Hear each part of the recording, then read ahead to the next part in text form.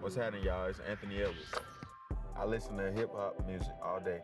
I use the Bose QC Ultra headphones right around like leading up to the game. They block out all the noise.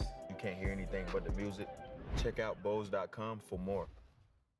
Adventures find you around every corner.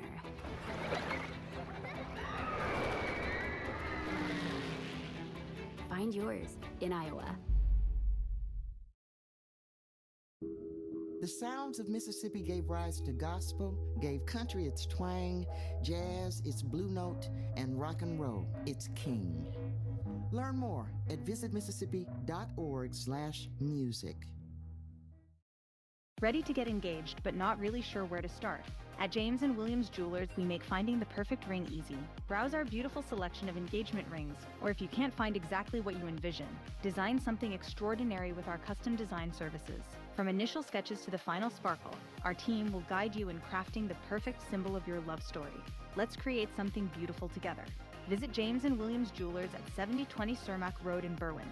Family owned and operated since 1962.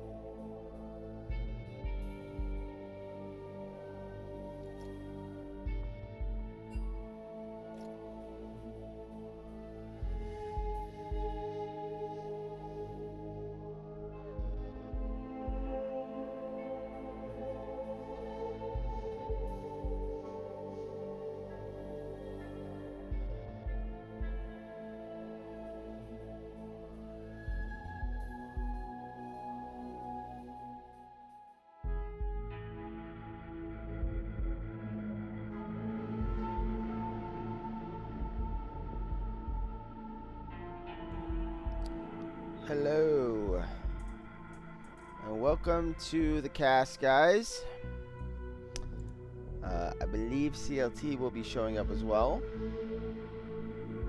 but today we have a series between Femboys and Happy Jellyfish here.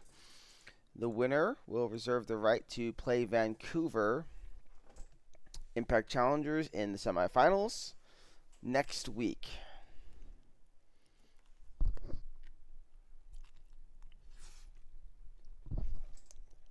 What's up, Logan? How you doing, brother?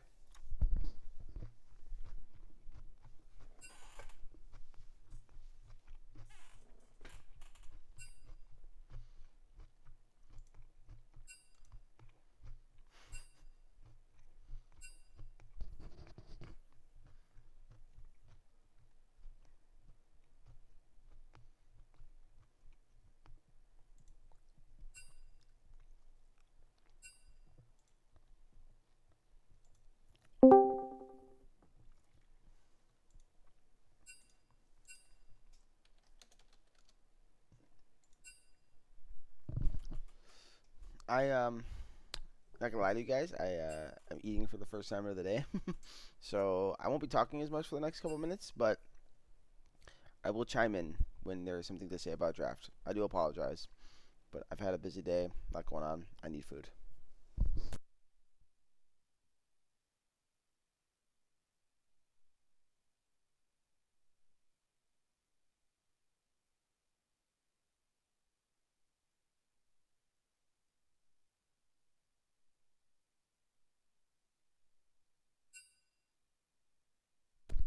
In fact, I'll turn the music back on. How's that sound?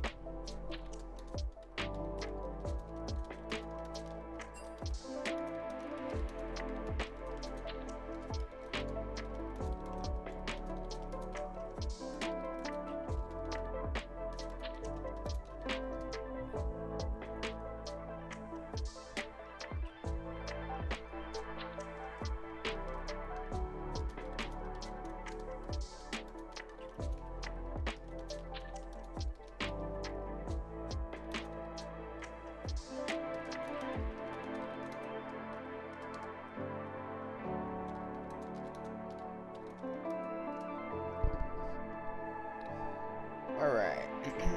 I am back. Why is Caster? Where is Caster? I was here, man. I was just eating. I was trying to eat my dinner. Well, lunch, whatever it is. Haven't eaten all day. So, Soup, I have arrived. I hope we are all excited and hyped for this one. It's going to be a good one. To the two teams. So, Happy Jellyfish decided to go blue side here, as we see. And, pretty standard bans, I think, from both teams. The first pick, Varus, has been pretty commonly picked at the AD role. The Pantheon Aurora to follow on the red side. And then Kali Shinzao. Interesting. Interesting a Kali pick up here. Assuming that's Aurora mid, it's probably not that bad into Aurora. I mean, I don't really know the matchup too much. Don't see it that often.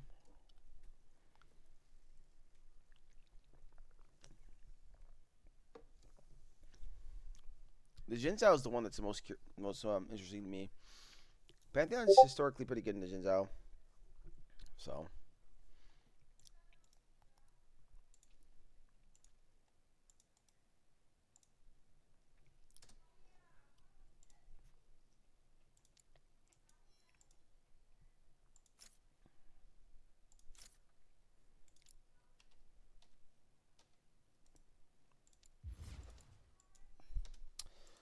Look at Marcuti's Thresh getting sent out. Also, really good Yumi ban. Yumi with Silver is just gross right now.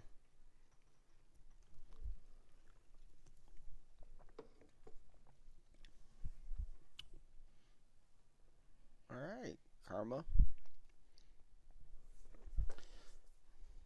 Yeah, Karma Combo with Varus could be really annoying in lane. And a Baram. I think that's a solid ban too. It's pretty good in Varus. Be annoying for Akali to play the game. And it synergizes really well with Pantheon. Alright, so we're going to Lulu. Personally, what I want to see here is just me. I want to see Alistar. Mark UD pick Alistar. Please pick Alistar. Do it, do it, do it, do it, do it. Alistar's so free in the freaking Sivir, dude. Oh, it's a Bard.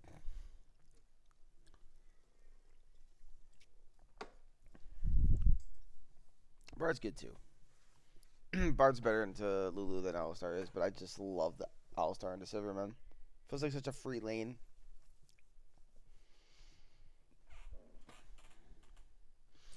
Well, how do we feel about these drafts, guys? We see the Gwen was the R5 here, locked in for Femboys. I feel like Gwen has been in a weird spot where I don't think she's been as strong for the most part. Did be on Shen duty. I think it's perfectly fine, Vic. I think it's really good when you're able to play for the team. He's talented enough to where he can still get his own leads while playing Shen. I don't think he needs to hard win his lane to win the game.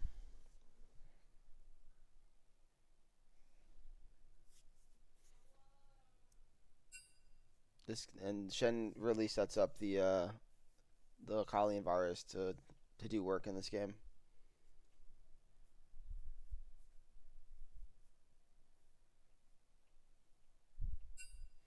And they got buffed to all hell, man. I mean, the champion's very strong right now with the changes.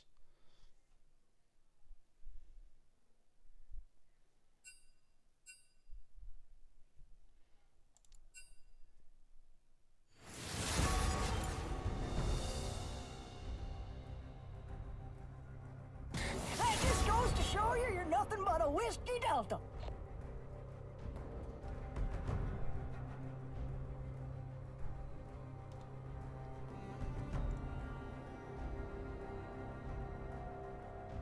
If I want your opinion, I'll beat it out of you.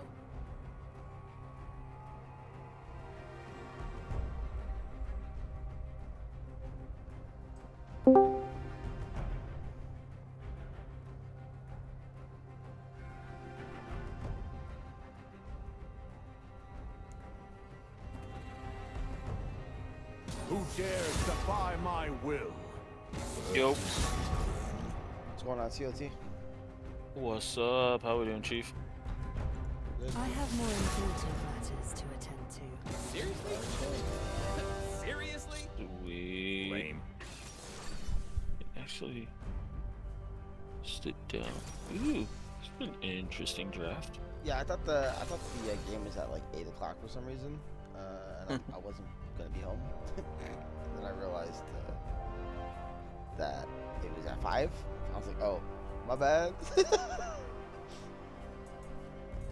It's all good. Yeah, this is the earliest game of the weekend, so it actually works out perfect. I was supposed to get off an hour early from work, and I got held over 2 hours. Pinky with the fizz hover. Man, Eureka's never gonna live that one down.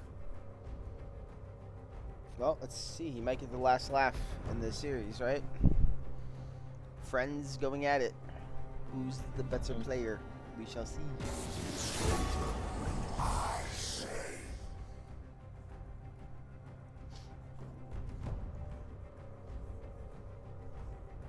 More of a dog person, huh? We must all. How do you feel about these 2 drafts here, CLT? I think they're interesting. I like what Jellyfish ended up drafting here. It's kind of a pseudo protect comp, but they can pick who they're protecting in a sense of like Shin ult, Bard ult. You know, Shen ult when Akali's in the smoke screen can be pretty deadly. You don't know the Shen ult's on her. But I like the response coming out of Femboys. Like, they have a lot of upfront, like, just CC and damage with Pantheon, Gwen, Aurora. And then you have consistency behind them in the Sivir Lulu. Yeah, I think the only thing they're lacking here is a front line, but they've got pseudo front line with Pantheon, E, and Gwen, and Vulnerability. But yeah, I mean, if they're ever CC locked, they should blow up pretty much just the same as anybody on the team. So.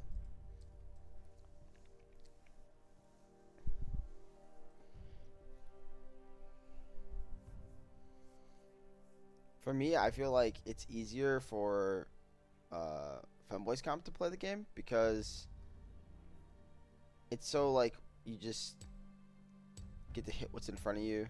You don't really have to force yourself into them to kill them.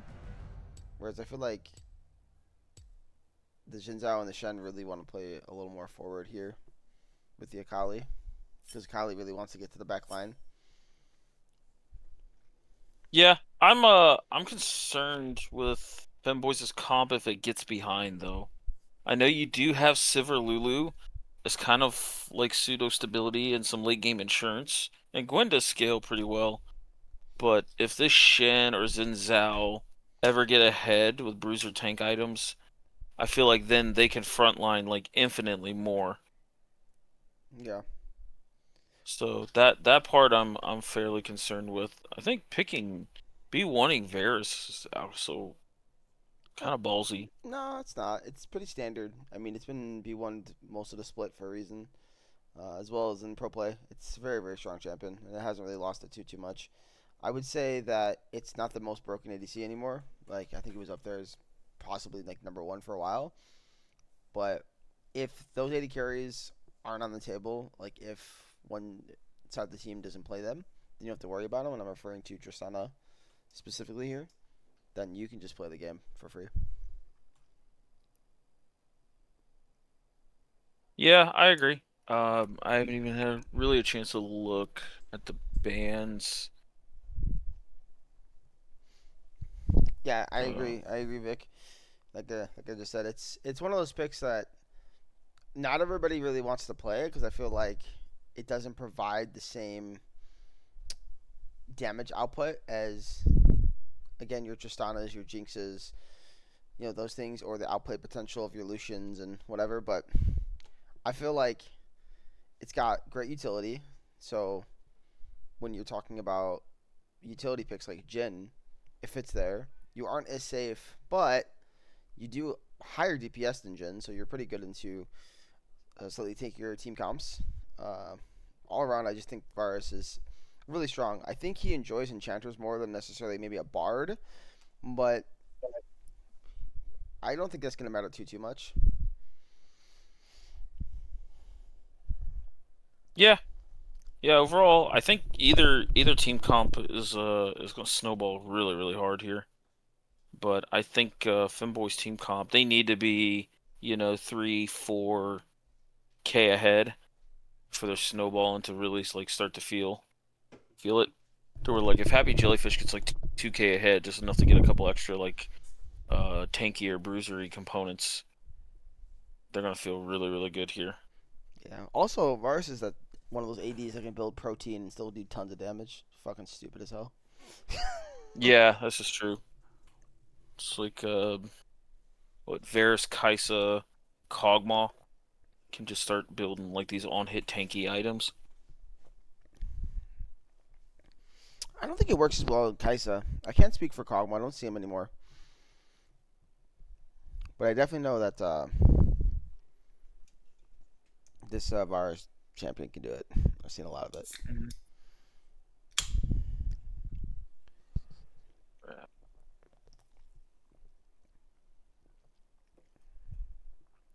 It was just storming by my house. Now it's all sunny out. I actually see a world where like these lanes could have been a little different for the side of Femboys. Like if you go Aurora top, Pantheon mid, because Pantheon's really good into Akali here, and Gwen jungle. But I also know Shen really doesn't mind being versus ranged matchups either in top lane, so. We'll see. Are you These in? are two. I am not in yet. But Okay. these are two I'm gonna very, pause. very aggressive mid laners. So let me know when you're in. I'm at 8 seconds. My first load ins always takes a second. We know. Yep. Anyone who's ever casted with you is well aware. Look, bro. Life ganked me. PC did. Yeah. I was working on building a PC with like a full-blown 4K capture card, so the streams look better and everything. Well, shit. It's about to go hard then. Yeah. Alright, I'm at 15 seconds. What the? 16. I told you. Okay, pause now, CLT. Bro, I loaded in at like 11. Okay. Alright, what are you at? I'm at 20 now. Let me know when you're at 20. Alright. 17, 18, 19, 20. How in the hell did you load that freaking 15? That's so Bro, broken. it does it all the time. Alright, from now on, I'll go until 20 seconds. That's what I'll do in game ones.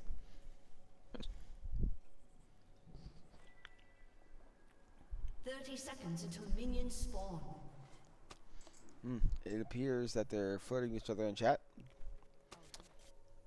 Love to see it. Our cutie is just like said nothing.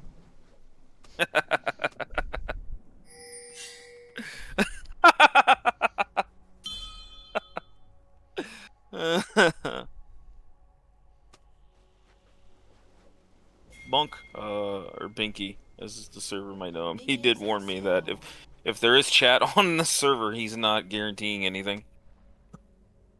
A summoner has disconnected. A summoner has reconnected. Well, that was the quickest pause on pause I've ever seen in my life. Yeah, no shit. Excuse me. You guys heard that? I apologize. Oof. Came out of nowhere. Let's see how this mid lane matchup goes. I do think it's quite interesting that Rurika ends up taking his Monk Sakali here. Oh, nice! Oh, look at this level 1 here. Marcuti going hard early on. I guess that's why he picks the Bard. I see. This is such a Marcuti champion. Oh, it definitely is. Great for roaming. I feel like this champion was designed for Marcuti. It's pretty strong in lane early on, as you saw.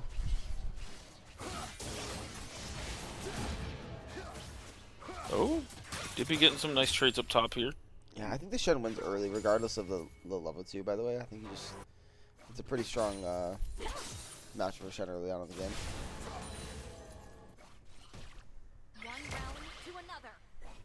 And again, the Shen buffs are huge, man.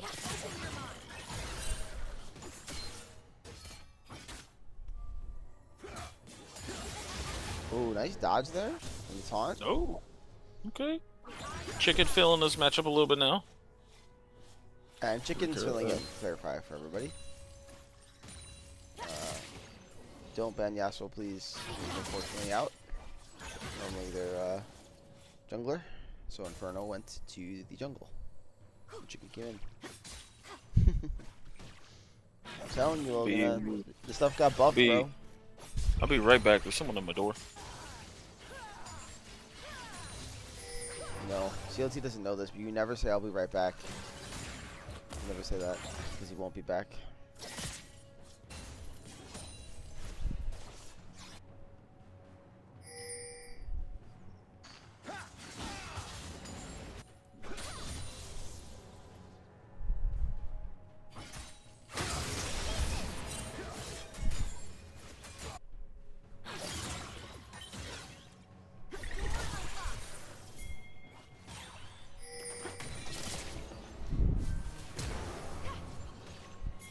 We got a gank here in the mid lane.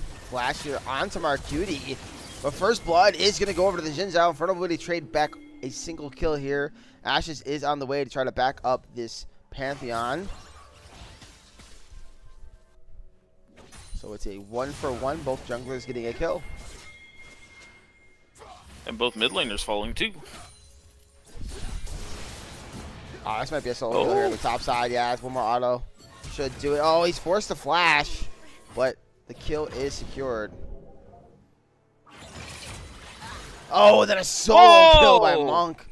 Find Eureka.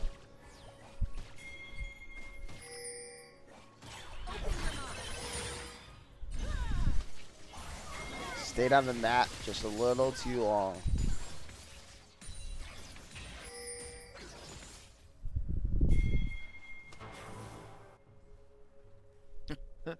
Somehow I had a feeling these two would, if there was ever a solo kill mid lane, the all chat was gonna start up.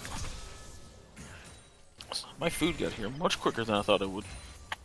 Well, you can mute and eat, man. I got the cash from here. You did work today. Nah. Nah. Nobody wants to hear you smacking, okay? I don't want to hear so. I don't want to hear that. They've heard it all the other cast, man. I told you, I'm cosplaying as Gragas this October. It's going wild, so you're trying to put on as much weight as possible? You either were like debating on how to comment to that, or just trying to compile that whole statement. Well, isn't that how you cosplay as Gragas? You get really, really fat and get a big barrel and walk around. Is that the idea? Yeah, that is the idea. Here comes Inferno, though, trying to bail out Chicken in this top lane. Yeah, just basically pushing the wave and calling it a day. But that does mean Drake is taken there by Taurus. Nice pickup. Inferno Drake. This is a Drake that anybody would be happy to have early on in the game. I had just got a notification that my food left, and it was on its way here. Gotta love it. But it's already here, bro. What? Uh-huh.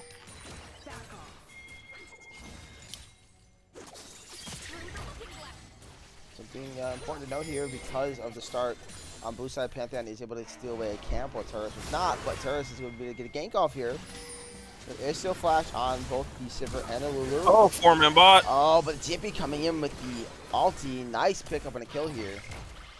Well executed.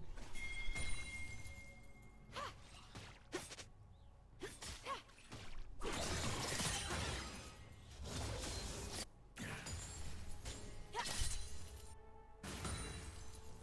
that was a really good use of the Stand United.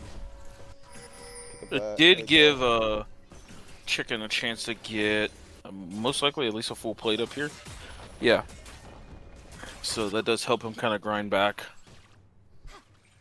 Yeah, Shen is going to miss some farm, but he was already in a good spot at the moment, so he's not going to be that far behind off of the play.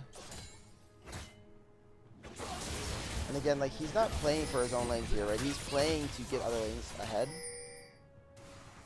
That's typically what Shen wants to do.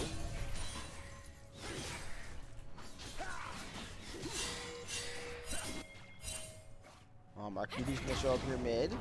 Oh, nice Q! Drops Ignite, forces Monk to drop his ulti between two worlds. But here comes the Skyfall, forcing Marquitti to flash away. They're gonna turn onto Marquitti.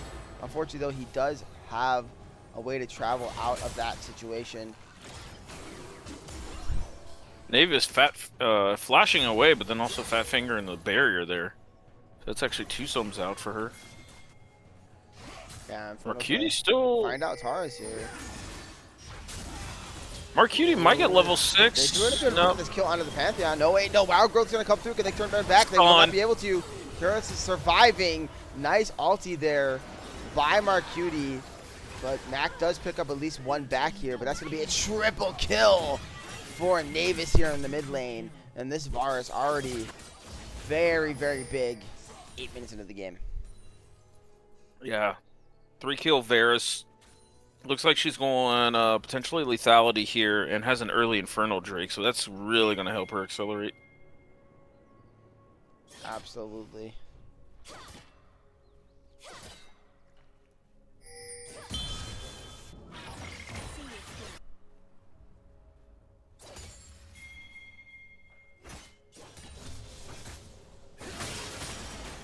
Pantheon still about halfway. Yeah, I mean, this is a gank in the top side. Dippy should be able to live this, I believe. Oh, no, the final of the Snip does get the kill. But Marquitti does come up, forces the flash out of Chicken Jockey. But that is still a solo kill onto the Shen. Exactly what the Gwen needs. Jen will have all off respawn to join a potential Very, grub very well fight played by here. Monk here. The poke on Rico. Kind of letting him know, hey, you can't hide in the bush against me.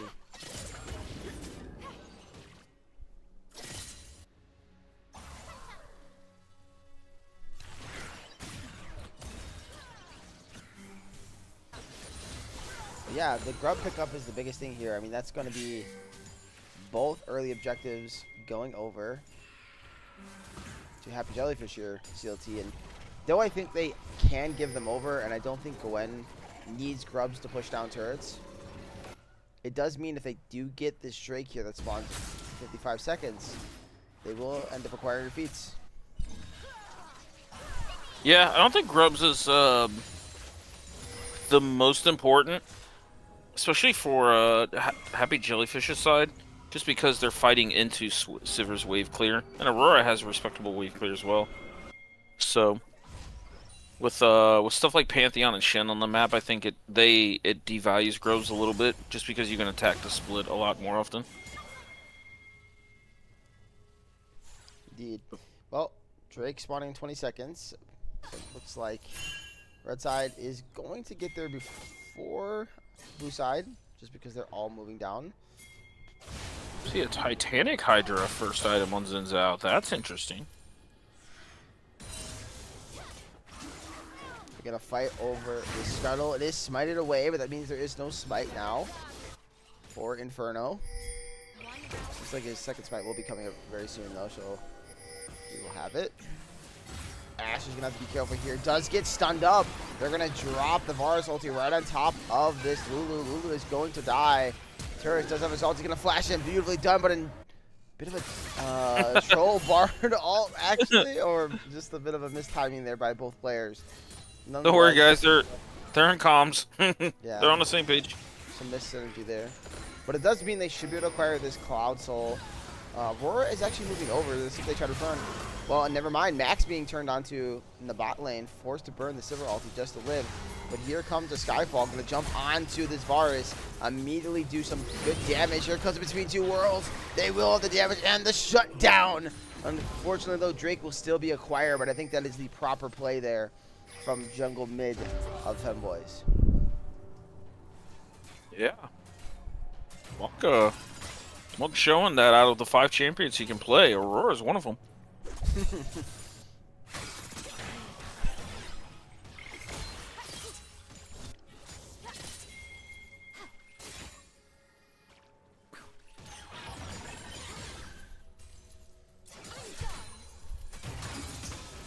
Oh, Vic in the chat.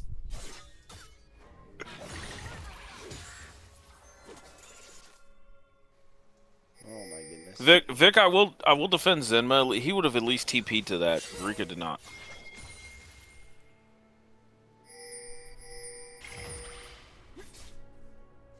I think they felt like they could take the Drake without any issue there. They already killed the Lulu, so in his defense, I don't think he's necessarily needed at that Drake at that point. It was just really well played there by Inferno and Monk to go in and decide, hey, you know what? We don't care about the Drake. If you guys want to play off the Drake, that means you're not 3 strong, you're 2 strong, and we can, that's basically that. Nonetheless, though, here's the gang top side. Chicken Jockey doing his best to try to survive here, but I think there's just too much burst coming out of turrets. Maybe not. No, they forced a flash. Tippy does pick up the kill, though. Ooh, Monk's gonna have to be very careful. It's not at the ulti. Here's the flash of Mariko. That's gonna be a solo kill under the turret. And he should be able to walk out just fine. Rika getting one back here on Monk. Yeah, without having the Aurora ulti, it's really hard to play there.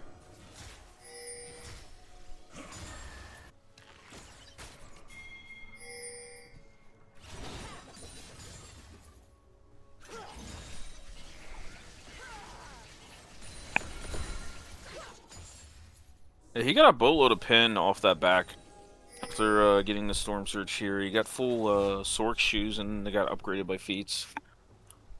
So that extra 14 pen coming in here. Plays are now falling off. I think for the most part, I want to say Blue side got the most value out of the plates, but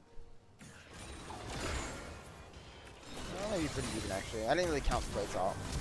Nice flash in here from Arcudi. So aggressive.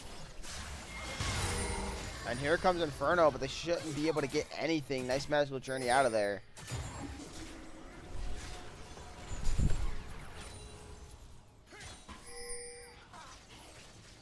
Oh no, they're walking back up in lane. They will get this minion wave cleared, but Marcuti is going to come in. They're going to try to turn onto Navies if they want to try to fight. But no, they're going to try to run away. I don't think that's the answer. Nice Q. Oh. And that's 2 dead as Happy Jellyfish is quickly starting to get themselves a lead here. Mark Cutie on this Bard is just something to watch here. This is insane how these Qs are just double stunning quick champs.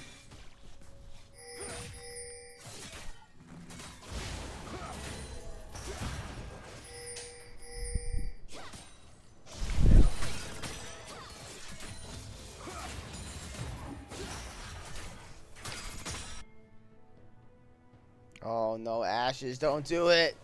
Don't do it. Oh no. Lulu walking back to the lane was just a mistake. Navis will pick up this full turret. That's going to be the first turret of the game.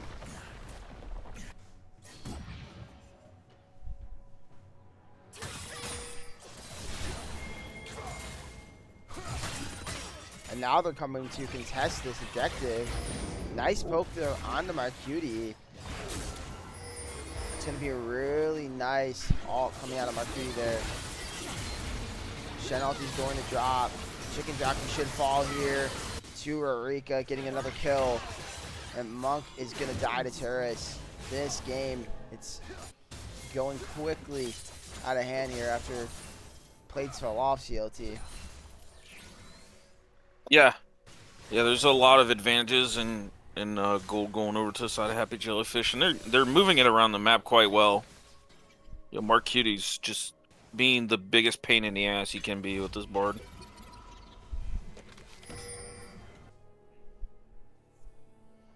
And we've got Mountain Drake spawning here, and they're gonna have themselves a Herald, so it's gonna be really hard to contest this Mountain Drake. Oh Lord, Mountain is like the worst Drake Femboys could have rolled here for Happy.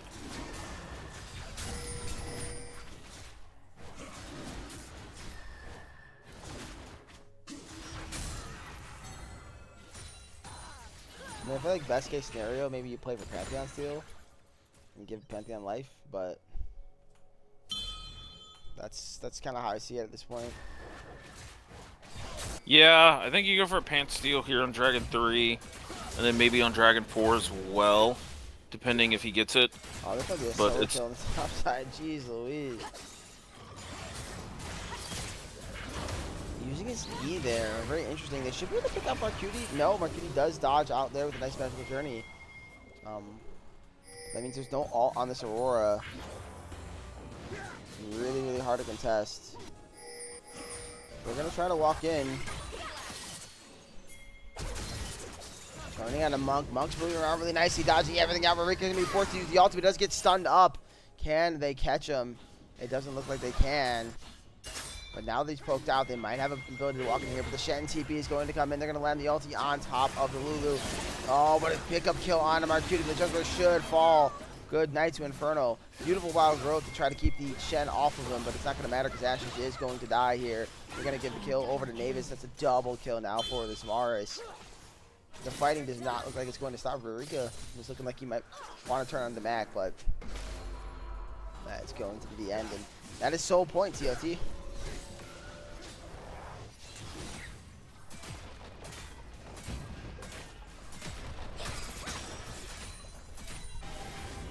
Yeah, we see Femboys are getting kind of creative on how to approach some of these fights. It feels like they're getting a advantage here or there, but overall, now the pocketbooks for Happy Jellyfish is coming into play here. Yeah, 2-item Baris, Manamune nearly complete. It's going to be very difficult for them to do too much here. I think the best case scenario is this Gwen gets kind of big and can assassinate the back line, but that's your best case scenario, I feel like, at this point in time. Yeah, they're going to have to try and Maybe attack Rico on a split or something, potentially. Because you don't have the damage without Sivir to chunk down Shen. But also, I feel like the moment you attack Rurika, Shen's just gonna ult. And Marcuti's gonna end up being there. So the map movement out of Happy Jellyfish has been very crisp this game.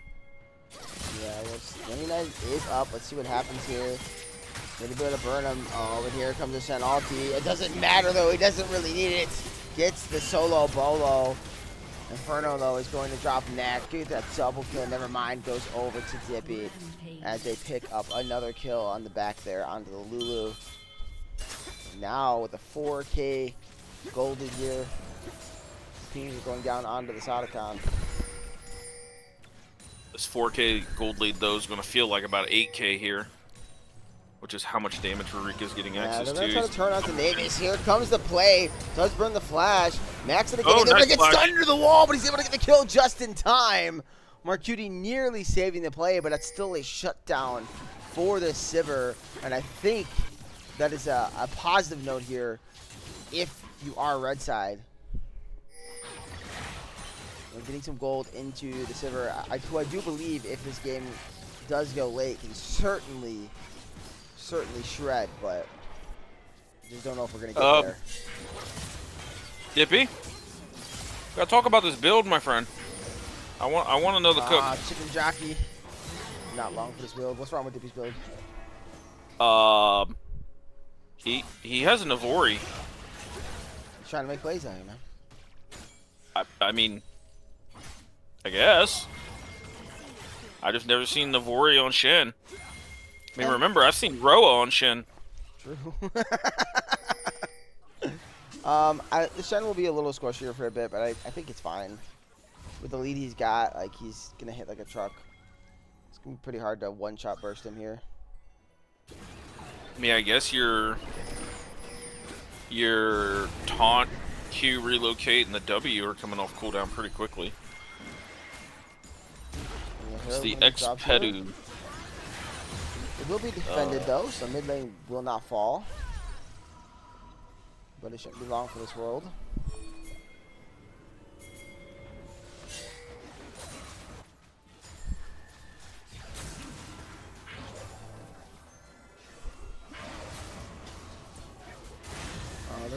Oh, he took the magical journey. I don't think that's what you want to do, Inferno.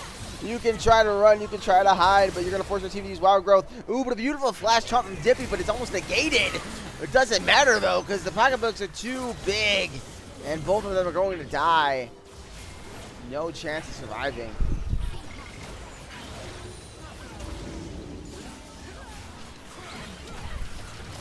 Oh, he almost were able to one-shot Dippy there, but just not enough damage.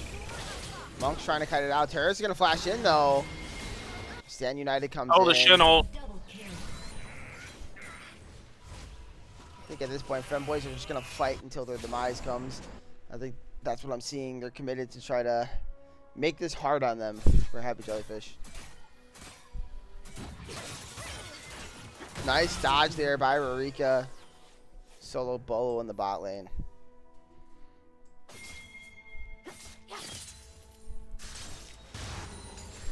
Here comes Inferno.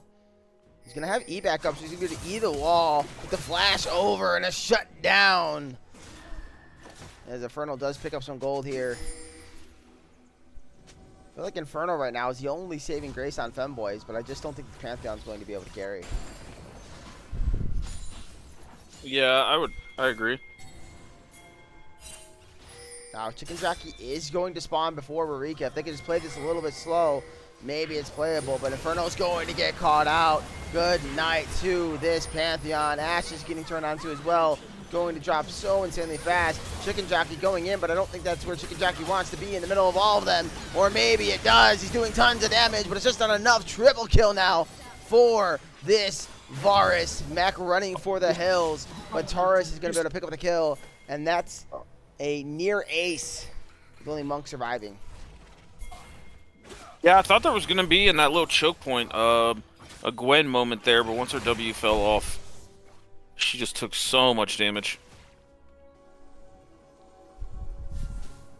Yeah, Vic, I was kind of was kind of thinking there was a potential Penta moment there for Navis. Yeah, it definitely seemed possible. Well, here comes the Mountain Soul. What do you think, CLT? Any chance for Femboys to play this game? No, not because, post Mountain Soul. Monkey's dead. Oh, Lord. Okay, that's why we picked Akali. Got it.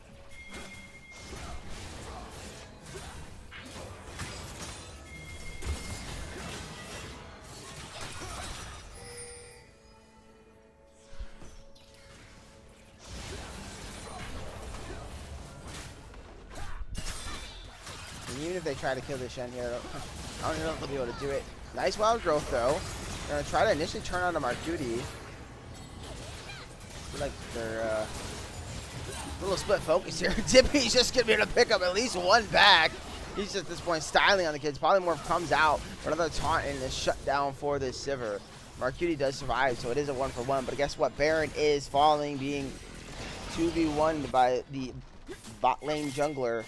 And doesn't look like there's going to be a response as Inferno uses alt top side of the map. Even if this results in a kill, Baron is going to fall. Well.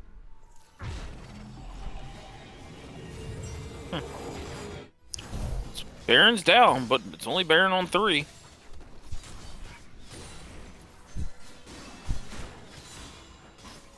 The death timers get a little disjointed here. Yo, Max at 2 items. Probably potentially going to finish the 3rd item by the time Elder comes up. Oh, Marcuti. Quit doing that to him, bro.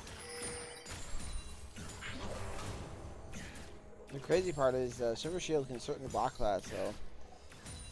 I don't, It's unfortunate Mac has not been able to do so. Yeah. I think he just didn't think it was going to stun. I'm not sure why he didn't pull the trigger on the W there.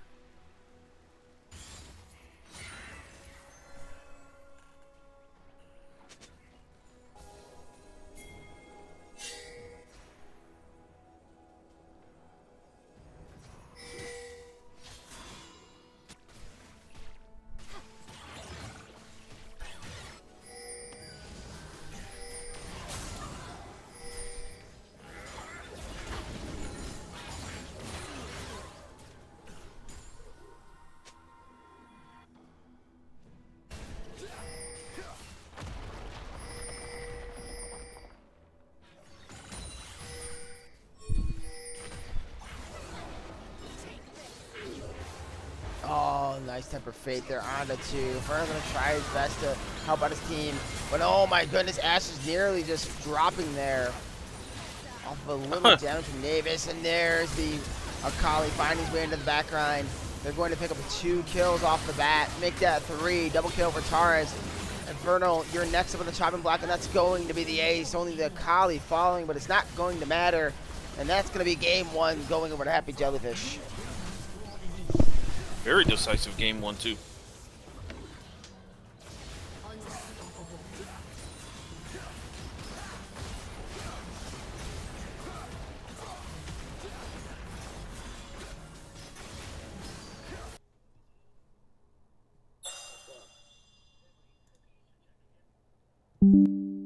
Yeah, I'll put it out there when I get a chance. No, you're good. I'll put it out there when I get a chance. I'm in the middle of something right now, but I'll text you when I put it out there.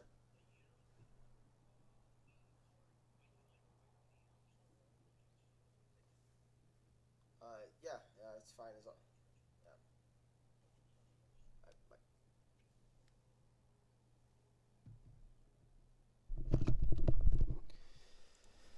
Bye. All right, let me get back into this custom. I will be right back, CLT. I got you.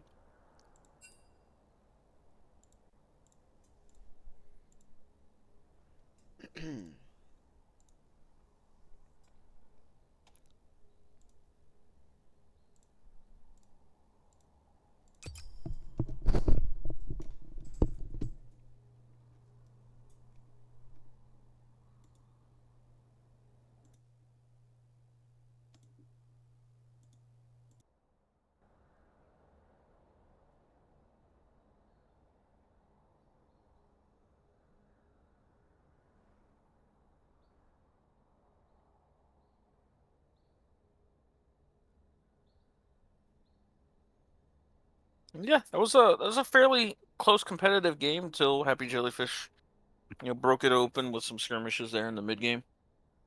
So we'll see. It looks like Femboys is going to take red side here on game 2. We'll see what answer they have here.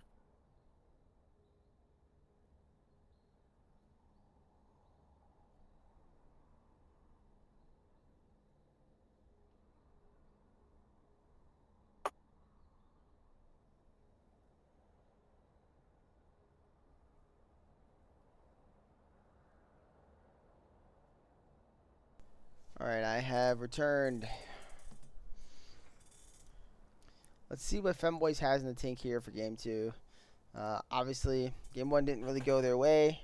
Choros, I see in the chat saying close game. I do think it was closer than it might have seemed, but it was definitely a pretty dominating game there out of Happy Jellyfish. I mean, from pretty much the start of the game, they were kind of off and running, playing it pretty well.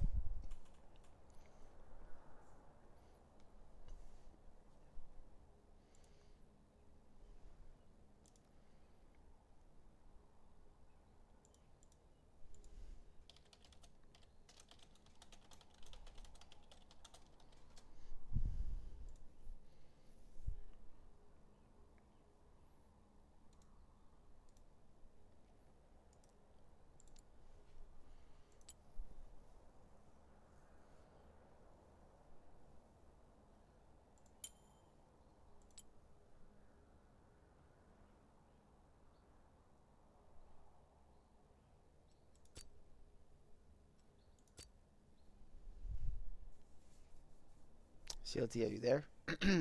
Yes, sir. So, what do you think they're gonna have to do here for game 2? It's a good question. I think limiting Happy Jellyfish's movement around the map. They had a lot of access to the map early just with champion picks, stuff like Bard and the Shen. So I'm curious if they try to force a lane where Nevis can't be left alone. Or is going to be at risk of diving. That way Marcuti doesn't have to roam so much. Well, and see if it is a well-known Marcuti classic to pick a great Marcuti champion and then pick a game 2 champion where he just decides I want to play Renata or something. And sure, he can play those things well, but it doesn't amplify his map presence, which I think is one of his strongest parts of his game. So let's see if he decides to say I'm winning this game, moving out of life, or if he decides to play one of those sit in lane supports. That I will be curious about for sure. Obviously, we see Maokai as the B1. I don't know if Marquis plays it. I'm sure he could, but this could obviously be jungle as well, or maybe even topside. I'm pretty sure I've seen Dippy in the past play it, but Renekton is going to be the R1. So based off that information, I'm going to assume they think it's Maokai top. Unless they just want to blind the Renekton on red side, which also could be the choice. Not your typical choice, but it could be a choice. I think I just wanted to make sure that Chicken got himself in a really comfortable pick here. And yeah, there is some things Dippy can pick into it. We'll obviously see, but stuff like the Kennen is still up. Yeah, the Caitlyn, Dippy to play some range. Caitlyn pick here, it feels like maybe a takeaway from Jellyfish, but quickly going into the Jhin right afterwards kind of makes me think that maybe Caitlyn was never on the table anyways. But still, that's a good pickup here for Femboys.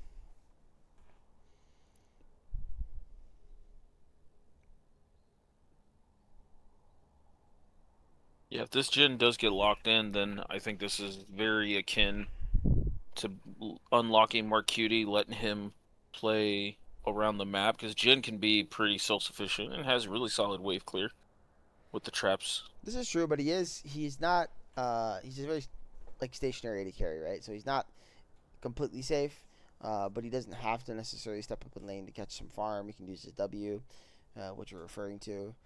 But it's definitely a champion that I mean, if you got a wave stacked at all, I mean, they could definitely dive him.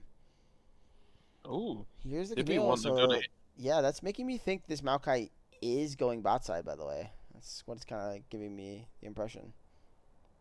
I can see a world, yeah. Maokai, if they ever walk into a Maokai sapling, W means it's gonna guarantee to hit. Like there's some synergistic things there for sure. Oh, it's a very good lane actually, very strong. But again, I don't know if Marcuti actually plays it, so it just kind of makes me feel like that's where it would go. All right. Femboy's picking for this top side here. Yeah, hard playing Sejuani pick here means the Renekton Sedge top side will be very, very strong. If it is a Maokai, they will 100% win the 2v2 as well. So, Maokai jungle into Sedge jungle, it's definitely Sedge favored.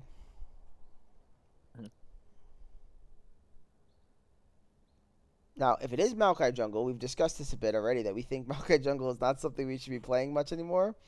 It seems to lose almost every time it's picked up. So, I wonder if Jellyfish is putting themselves into a trap with that pick because of that. But we'll definitely see. Yeah, I think the Lux ban here kind of makes me think Marcuti still wants to impact this map with a roaming support. Yeah, if I had to guess, they're playing for support counter here.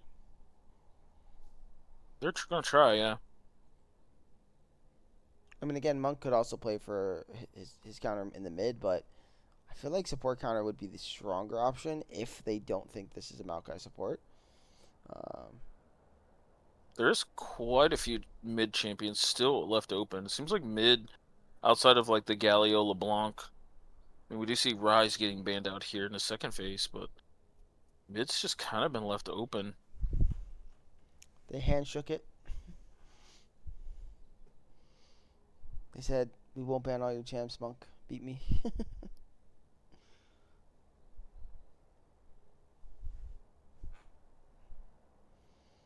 A Seraphine. Okay, so I highly doubt that's going mid lane. No. I can't imagine him playing it. If he does, that's the biggest 5-head move I've ever seen in my life. So We'll see what Rurika blinds here, but we don't really feel like it's blinding. Like we know the Seraphine's going bot. Well, I mean, it is. You are blinding here, no matter what. But now that is gross. If that is what I think it is, that is a gross lane, which would be Xerath Jhin, which would put the Maokai going. I have it under great authority. This Xerath is going mid. Okay. Well, there it is. You are correct. I've seen Marquiti play the support with Jhin before, so I wouldn't have been surprised. But there we go. I'm going to get ourselves a Fizz. Pull the trigger on this. Yes! Isn't go. Xerath supposed to be good into Fizz, quote unquote? So Xerath does have a fairly even laning phase into most champions, but it's when Xerath gets caught in like a side lane that Fizz can really take advantage of him. Fizz is a well-known answer to most artillery mages because of just the side lane prowess. Especially like post-Lichbane. You know, Fizz can push towers and actually siege them and take them down quite quickly. And once he gets to the mid-game where he can threaten one-shot on Xerath. The one thing I'll say, which is really nice here, and though it doesn't matter as much because it is Fizz, Fizz does auto, so there is some synergy, like melee auto, obviously, pretty often. Who dares defy my will? So there is some synergistic with Sejuani as well here. So I really do like the draft that Femboys has cooked up here for game 2. This Jhin, Xerath are gonna be like, they're really gonna need their Thresh and Maokai. That's all I gotta say. So,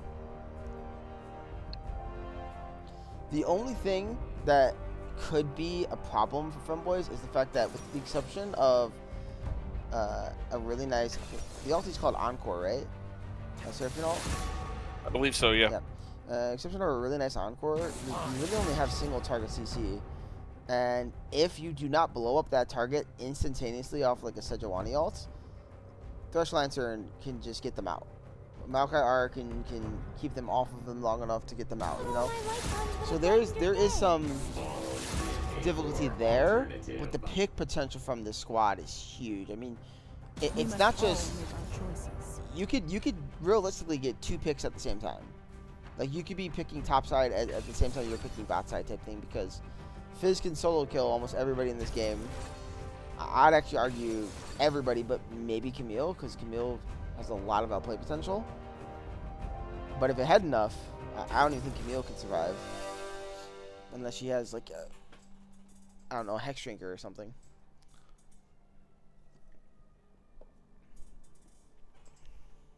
Yeah, I agree. I don't think...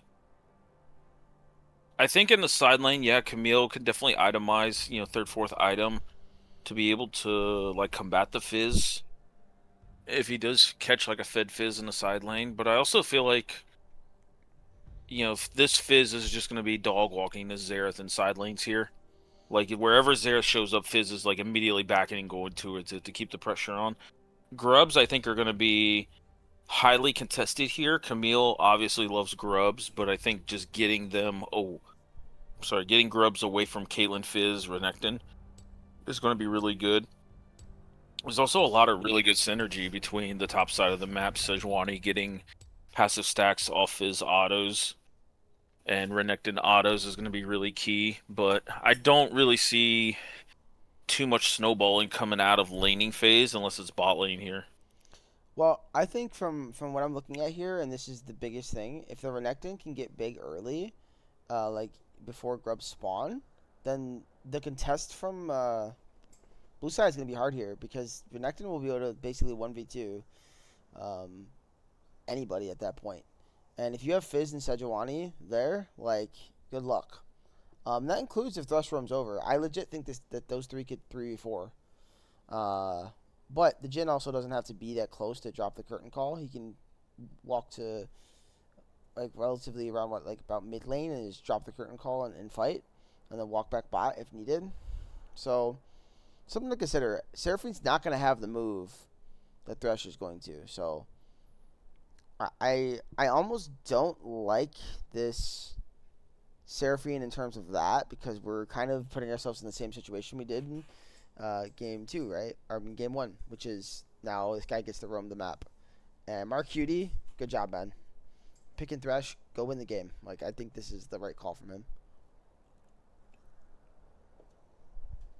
Yeah, that is the one thing for sure, is if Mark Cutie gets into a state where he can start to affect this map, boy, is there a boatload of range on the side of Happy Jellyfish with Xerath with Jhin.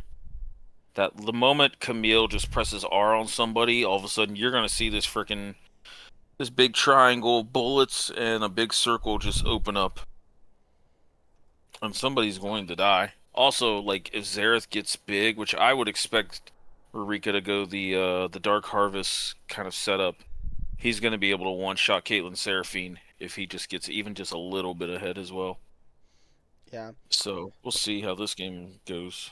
Yeah, it's really going to come down to how strong these solo lanes get, I think. And if these solo lanes get strong for Femboys, it's going to be a hard game to play.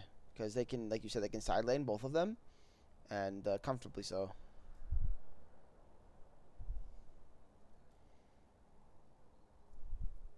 But we saw what Dippy did in game 1, so I would not be surprised if Dippy gets himself a lead again in the top side of the map and makes this Renekton have a hard time playing the game as well. That's something that I'm really going to be watching out for. So I almost want to see Sejuani maybe gank early, maybe 3-camp gank, do red side, and go straight into a top side gank, try to burst one-shot the Camille. Yeah. Because the CC layering should be really good. You start with Renekton, W, that will get you, if it's an enhanced W, it'll get you enough procs to get the E passive up, and then as long as you're enraged to the sedge, you could either Q or E, doesn't really matter. I think I'd E first, then W, have the slow, and then, Q afterwards to stop any escape, and it's just a dead Camille. Both these mids just straight egoing these picks, double ignite here. I know in some melee matchups, Xerath does take ignite just to try and put pressure early on the melee champions like Fizz, but I feel like you kind of want barrier here. Well, if the Xerath loses this game, then we can have that conversation. I feel like at this moment in time, Marika got the better of Monk in game 1, so let him do his thing. He feels confident. He's trusting himself, and if he feels like he can handle the Fizz, and that's on him, right? That's what team's gonna say. That's on you. If you don't get a lead or at least come out even, where you're in a good spot, that's it.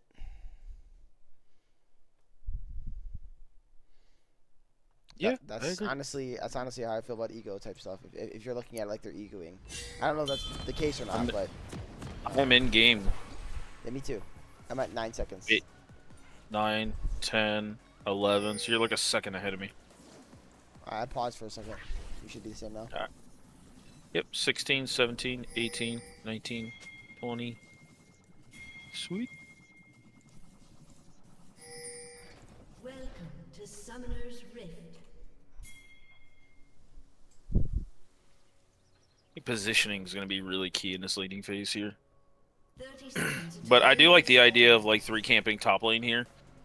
Especially if you know your bot lane should have push. I think Caitlyn has push in most of her lanes. Yeah, I mean, it's more or less double range into melee range, right? I know Thresh kind of has that weird hybrid, but he does not outrange Kate or Seraphine here. So if you want to, you know, trust your bot lane to just get prio and get the bounce back set up, I think that's fine to play for. The other thing is Maokai's clear is pretty slow. So he shouldn't really have an opportunity if he starts blue side, which looks like that's what he's considering here, to really do too much. But never mind, Sejuani's actually going to start blue side. Okay. But that means he does want to play for top side. That's what that tells me. I see a phase rush coming out on Maokai here, actually. Oh, but this is big. Maokai's actually walking in here. He's going to start the Raptors. So this is going to make it a cross-map play. Really intelligent here from Turris. And now I'm kind of curious what's going to happen here, because the Renekton on the island is not going to be good here for him. Oh, just like game 1, bot lane scrapping level 1. Yeah, I'm assuming he started E, walked up, flayed, smacking him. It appears, yep, started E.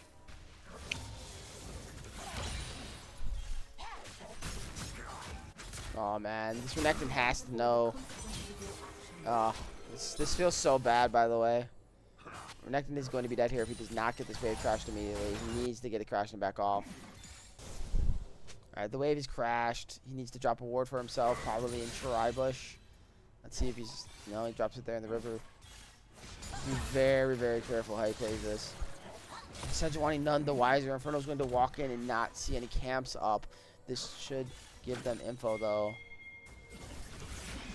Sejuani, you have to know your red's not there. You see Taurus on the ward. Flash in their mid lane. Monk's over to get the kill, but another flash. They're going to be able to kick the kill under the turret. Oh, the healing isn't enough. It will not be, but the Sejuani is on the way towards the top side play. Can Inferno get something back? Who's he going to turn on to? He's going to go on to Dippy. Dippy had the flash, though. One more auto will do it. This should be a double kill for Inferno. One more W should be able to get it. Oh, beautifully done. Oh, flash is bot side. These teams are fighting. I want to see the Sejuani now invade. Please just go into the jungle. Pull your Renekton. There's no way this Maokai should be able to take his camps. Now you see Maokai's backing here. Yeah, this is a perfect spot to invade here if you're Inferno. I mean, you have to. Otherwise, you're going to be so far behind here on the Sejuani. Repeat gang top might not be a bad idea either, but you definitely need to do something here. Let's see how he plays this. He is going to walk in for the camps. I think the Maokai knows what's happening and be smart enough to drop that ward.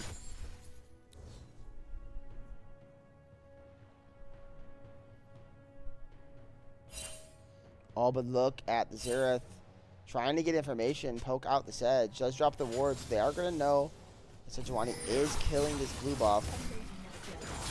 Oh, Chicken and everything gets bought. A solo kill. Chicken taking down Dippy. That's not what you want to see is happy.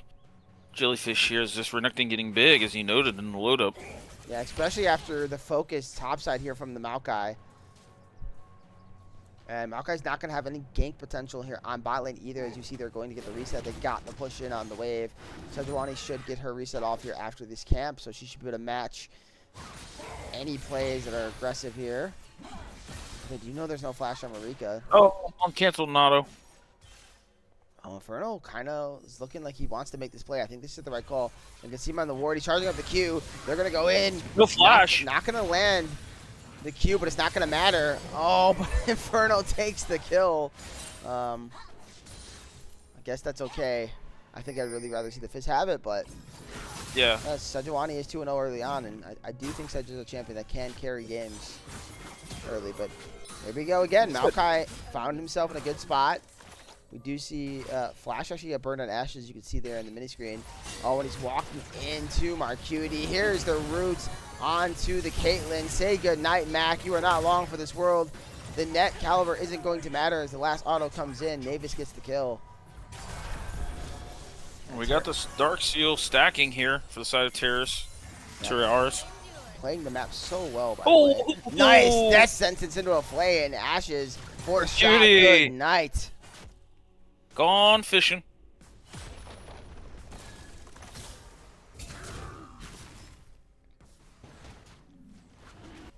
Drake is gonna get started up, and it's crazy that it's an Inferno again, by the way. Oh, Rurika missing a stun here, but Monk taking a turret shot. Yeah, but look at Marcuity on the way, Navis on the way, Monk. Don't do it. Early level 6. He wants it though. He's gonna solo. I guess you should do it. I thought Thresh could get there on time, but never mind. Should have brought barrier. Indeed. I really wanted to see a dive on the top side. I was hoping that Sejuani stayed on the map.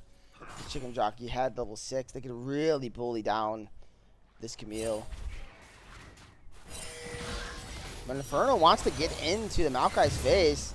Smite comes down. Rurika's here.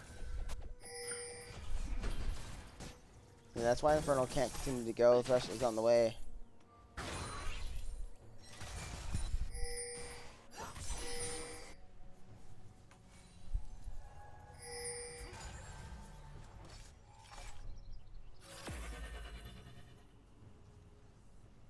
Still less than 1,000 gold difference. You know, Femboys is up.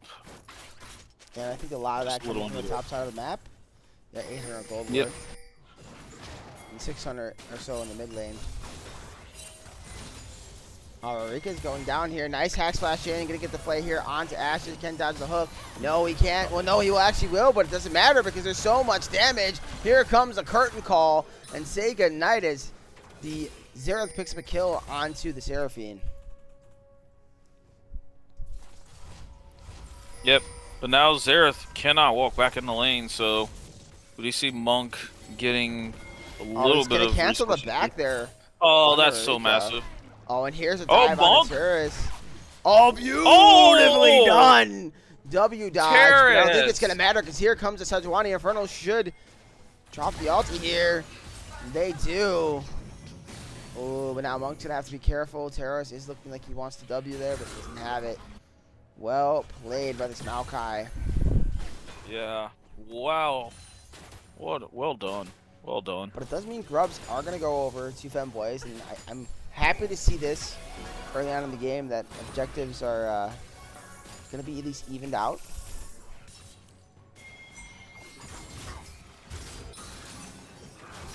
Oh, Chicken taking 2 turret shots there. Gonna have to be kind of careful now.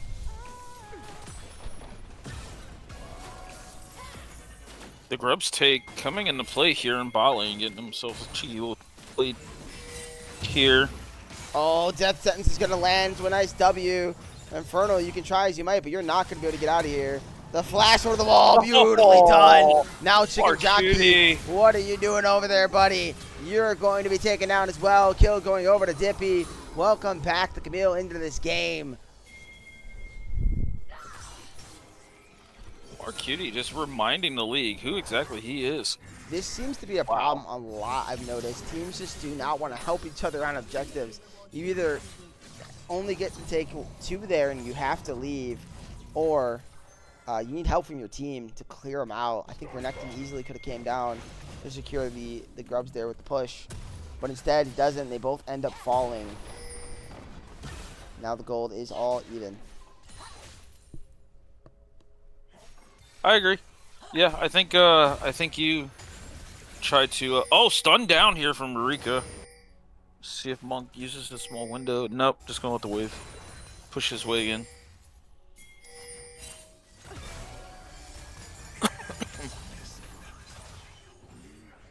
I was willing to say like the dive was worth the third grub if Xerath was gonna continue to stay bot lane, but now that the lanes are back off to being normal, we'll see. Dippy's still gonna have a harder time playing the game. Monk considering moving up. They're gonna drop a ward though, so they do know. Let's see if they try to hard put this turret. But meanwhile, nice death sentence there onto Mac. He does flash the trap. Beautiful encore. It's a lot of damage to the Navis, but he's gonna pop the barrier. Curtain call should come out here. Mac has no caliber net, so can he survive? Ashes can tank the last 2 shots here. 4-shot comes in, decent amount of damage. Turret is on the way. Gonna push him out. Ashes walking back on a turret seems to be a bit of a hard decision here. Marcuti does tank a lot, but he's going to be fine. And a rampage here. Inferno's on the way back. I don't know if you can dive this here. If you hit the turret, maybe. Focusing the turret might be the call, but they're going to try to go in. They want this kill, but look at the plays coming out of the blue side. Is they're able to pick up 2 kills. A bit of a misplay in the top side of the map. And all of a sudden, Femboys is just falling apart.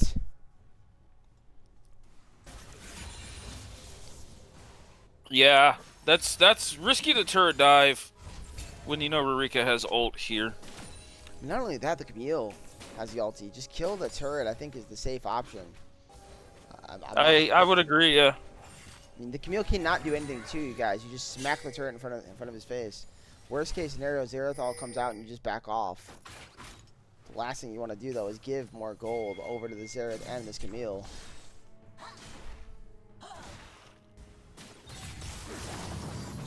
Well, they're trying to make a play here. They're going to turn. But, oh, Maokai's really, really low. This could be a kill. Nicely done. As Mac finally getting some gold. Seems a bit of aggressive from them. Mind you, this Maokai is not tanky right now. Yeah, he's going the pure AP build, and even first back to Dark Seal off of the split map start.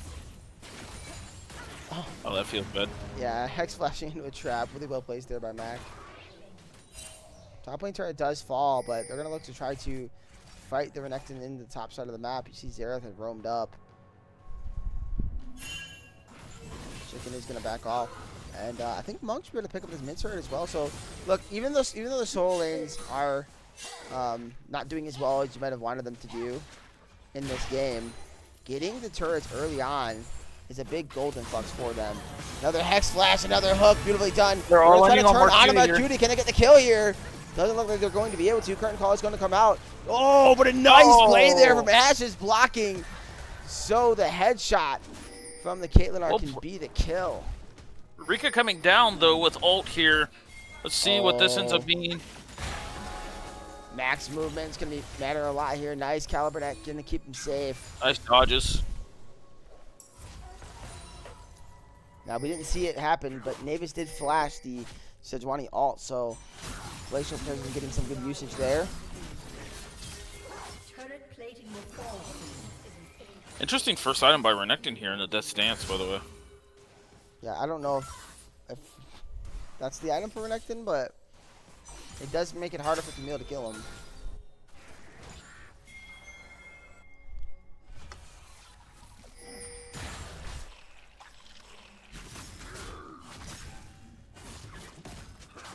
Oh, Marcuti going over. Chicken Jockey, you gotta be careful here, man. Nice death sentence. Into a nice box, into a nice root. This Crocker is going to drop the Dominus, but they got this whole team here to try to back him up. Mac has arrived. Do they have the damage to try to kill? They are going to be able to take down Marcuti. No, he flashes away. Nice death sentence once again. Now they're trying to turn on the terrace.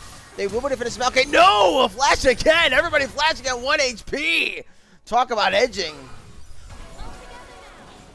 Holy moly. Mark Cutie, again, though, starting these plays for Happy Jellyfish. This guy's just everywhere this whole series.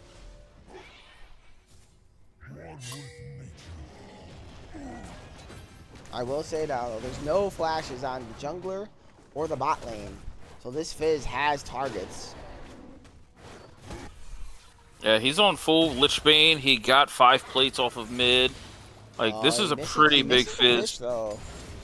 So that's going to keep Xerath safe for a bit here in the bot lane. I feel like he needs to be in these fights to be impactful. I understand he wants to split. I know he's trying to acquire more gold for himself. Oh, but a flash in.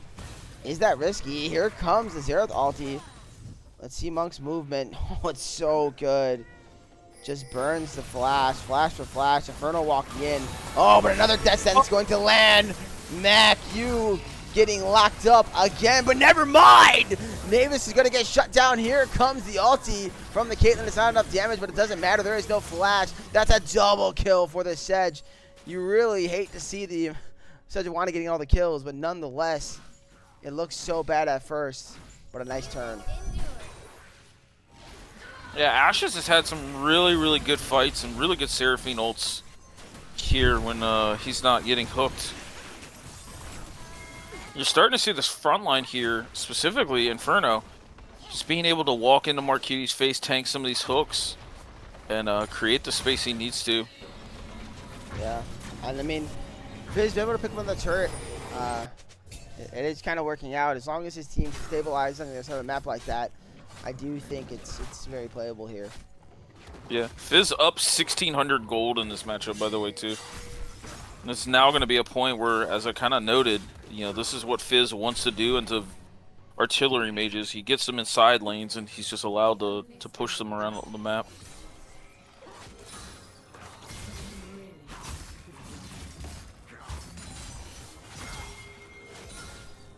These two fighting it out.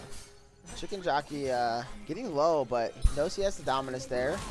Oh, and he tries to play in the flash in. These top laners going at it! Another solo kill from the Crocodile. Is this champion busted or what? Is this champion busted, or is this Death's Dance coming into play here? Like, this is... What an exciting 1v1. Got the heal back from Runes and the Death's Dance heal. I love how both top laners are 3 and 4. What's that? I said I love how both top laners are 3 and 4. Like they're duking it out so much. I love how the top laners are coming out in the chat and commenting on this DD rush. Apparently it's terrible, but I mean I guess it worked out. He's down his second item, so.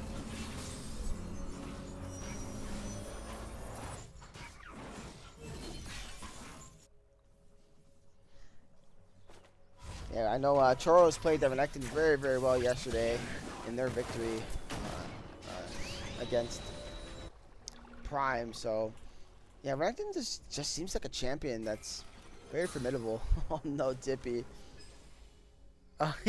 You can sense that he feels it. They could have turned there, maybe, or is there no... Is there like a pocket of no vision there, by the way? Yeah. Oh, that's yeah. Dippy was getting right out of vision there. Dippy is just he is something, man. That's crazy. I like to note both the Renekton goats are in the chat here. You know, this Vic got his pentakill there in round 1 on that.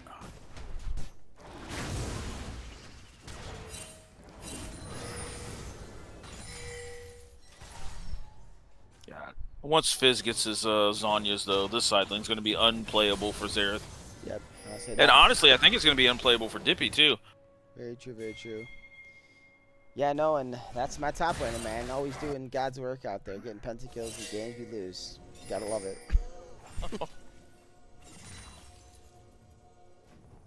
Hey, man, that was probably the best game of the split so far. I don't know if I'd go that far. It was definitely very good, though. It's up there.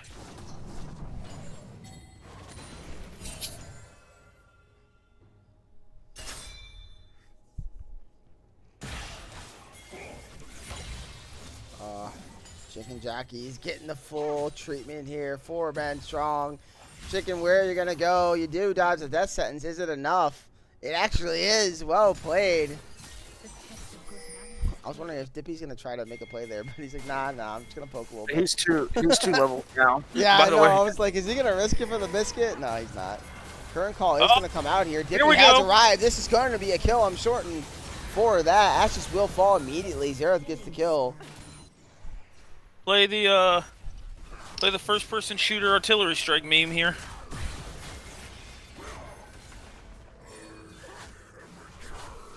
Is Renekton just going to face take this whole turret and take? Yes, he is. Yes. Jeez Louise.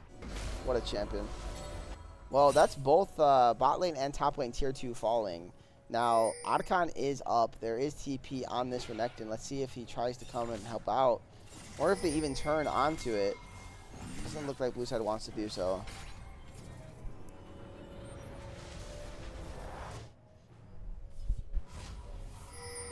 This Xerath is so far behind. I mean, the Xerath is far behind. The Camille is pretty far behind. It's just hard because of the solo lanes at the moment here. Camille is 2,700 gold behind. Maokai is 2,100 gold behind. Oh, we're not even going to talk about the Fizz. Fizz is up by 1,800. Bot lane, for the most part, is within the 600-700 range, so it's not too terrible. Actually, supports are damn near dead even. But They started up the Otacon. I wonder if it was just kind of a bait here, trying to see what they would do. Otacon will reset, though. neither team has a really quick Otacon take. No, but the problem is you have to decide how you want to play this here. If you ignore top side, there's a chance that Renekton can just bully down this tier 3. If you ignore Otacon, then you're losing Otacon. Here's the flash in there. Good night, Rurika. Solo bow on the bot lane. And I think that's going to make the Otacon free, as well as this Drake up in about 45 seconds.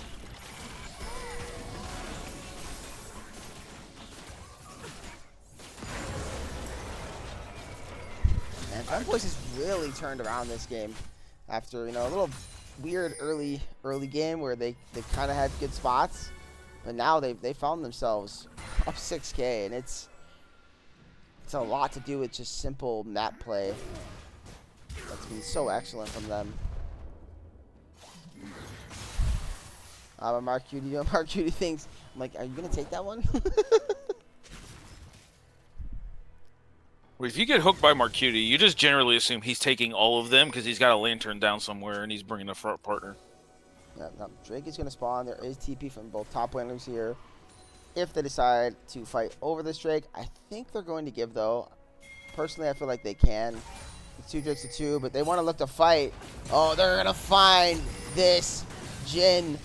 Fortunately enough for him, he is able to escape here. Let's see the encore. It's beautiful once again from Ashes. Marcuti is currently the focus, but here comes the Xerath. Nice flay! They're turning and they're fighting back, but the Croc has arrived. So has Monk, looking to get killed onto the Jhin. Jhin is going to fall. Dippy's trying to run, going to use E to get out. And in the end, it's going to be an even 2v2. Never mind! Chicken Jockey says, I'm going to get my payback on this Thresh. Hook me one more time. Hook me one more time. Oh, and he's going in on Rurika. They said, we're going in. Chicken is not going to die. He's surviving. Oh, my goodness. This crocodile doesn't die, CLT. Dust Dance. Again, the healing coming out of it allows him to just dive and face tank anything. Oh. I don't know, Charles. That Dance Rush seems to be pretty OP right now, man. Look, I will defer to the top lane experts in there. The DD Rush, probably not great, but this Croc, as noted by Vic, is so accelerated anything is going to work. Like, he's just massive. I kind of feel that way, but then again, like, when he had the Dust Dance, he wasn't that accelerated. I honestly just generally feel like maybe it's not as bad as people think. It might not be the most optimal, but, I mean, hey, you just made a note on the very quick blade for the Shen, but that shit was really strong, so I don't know. I'm not one to judge. But Chicken I got Jockey, he's nothing. getting flashed on here. He does have the Dominus. He might die, but at what cost? You're losing the Drake. He's going to maybe kill your jungler.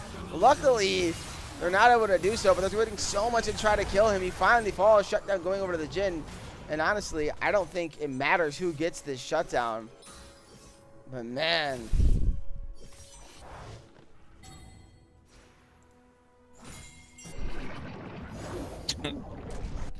Now we're going back to Chicken Jockey going after Mercury again. Hook me one more time. And no, I do get it, Don. I truly do. I'm just saying, like, man, it's hard to completely judge. I definitely would like to see it a more even lane, what it would look like. I will give you that. Yeah, more sample size. Yeah, I think that's a better way of looking at it. And you know what? Maybe it is something you rush when you're accelerated, and you can pull it off for that reason. If that's the case, then it's fine. You know, like it's like the old adage. I think when you're ahead, if you're far enough ahead, you can get away with building like a tankier type defensive item because you're already up a level or two and Scanner. that type of situation. So maybe it's something like that. You just rush the defensive item because you are ahead.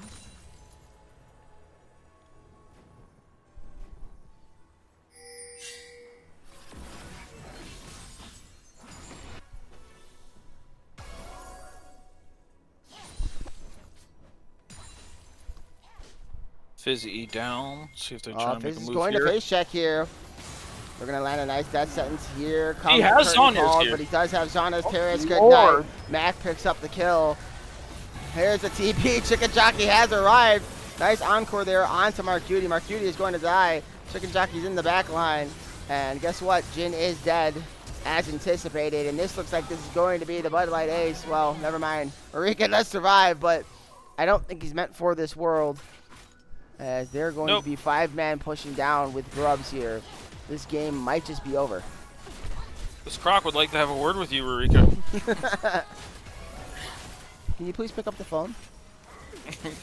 Marika's trying to do what he can. You're going to drop the ignite, but never mind. Good night to him. And, Great screen, party of 5. Yep. Turris is back, though, and Turris is gone. Marcuti, go join the party. Nah, I think he's had enough. Yes, it is Silver Scrapes, guys. Don, we are not sponsored by Bud Light. No, it's just a joke, man. It's just a joke. That's all. I wish we'd be sponsored by Bud Light, man. That'd be dope, wouldn't it? I don't drink, so I'm indifferent. That's not what I mean. It's more just like to be sponsored by somebody like that would be cool. Oh, and yes, that yeah. All right, now we would love to be able to play Silver Scrapes. Yeah, that's what I would love to do. I can't play Silver Scrapes, but I could find a song to play. Here we go.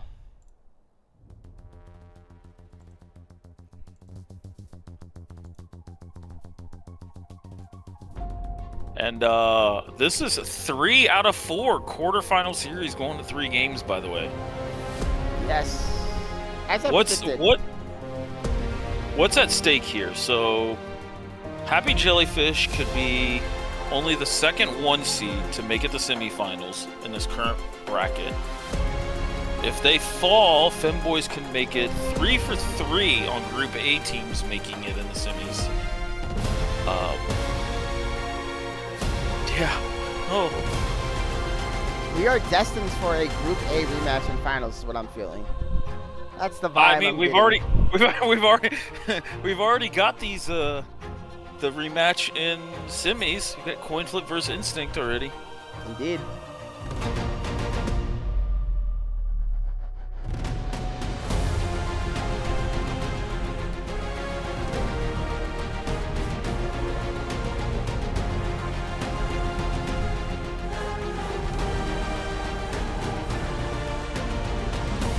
What do you think we're going to see out of this Game 3 draft?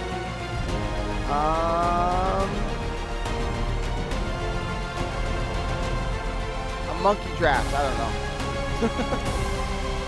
I mean, blind picking Xerath was kind of monkey. especially knowing that Monk mentality in the serve has been bitching about the state of Fizz. And you blind pick Xerath into a Fizz player with no real lockdown CC outside of Maokai. You got cojones, but you also got punished for it. Yeah.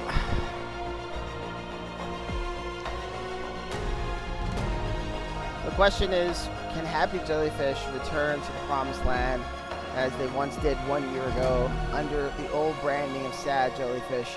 Or will the new blood make sure they cannot reach the Promised Land? Actually, that's another thing for semifinals. If Femboys knock off Happy Jellyfish, we have 2 brand new teams in one semifinals and 2 teams that have previously played, both came in last split. And they're new teams too. If you really think about it, it's only their second split, so yeah. I think there's a lot to look at here. I mean, this is the second time that possibly Eureka can make it to semifinals, back-to-back splits in kind of similar fashion.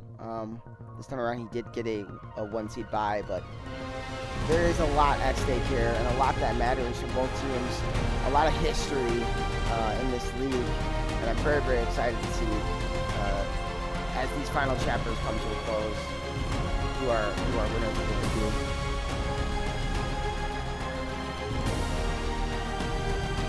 You know what I want to see here? What's that?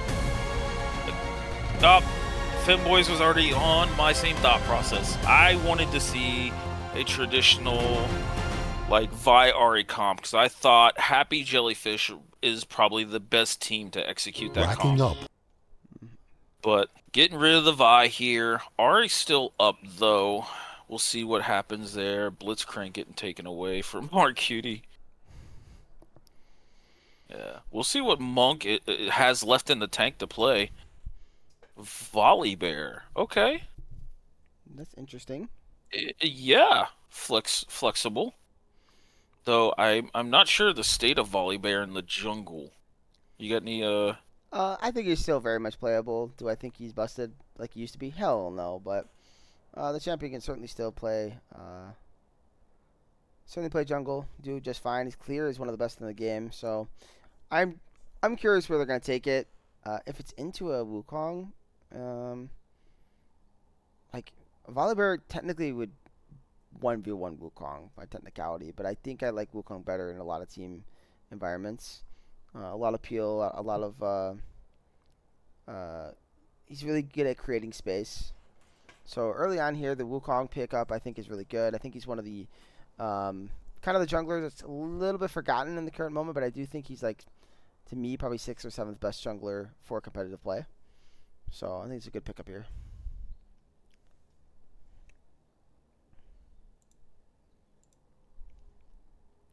Hey, on a side note, what are you doing Tuesday night? That's random. Why? Because one of our semifinals is being played on Tuesday night. Holy moly. Oh, well, I work. So I got you. It's not preferred to be doing that day, but I could probably cast. 7 p.m. Eastern. Yeah, I mean, it's 6 o'clock. It's doable for me. B05 as well.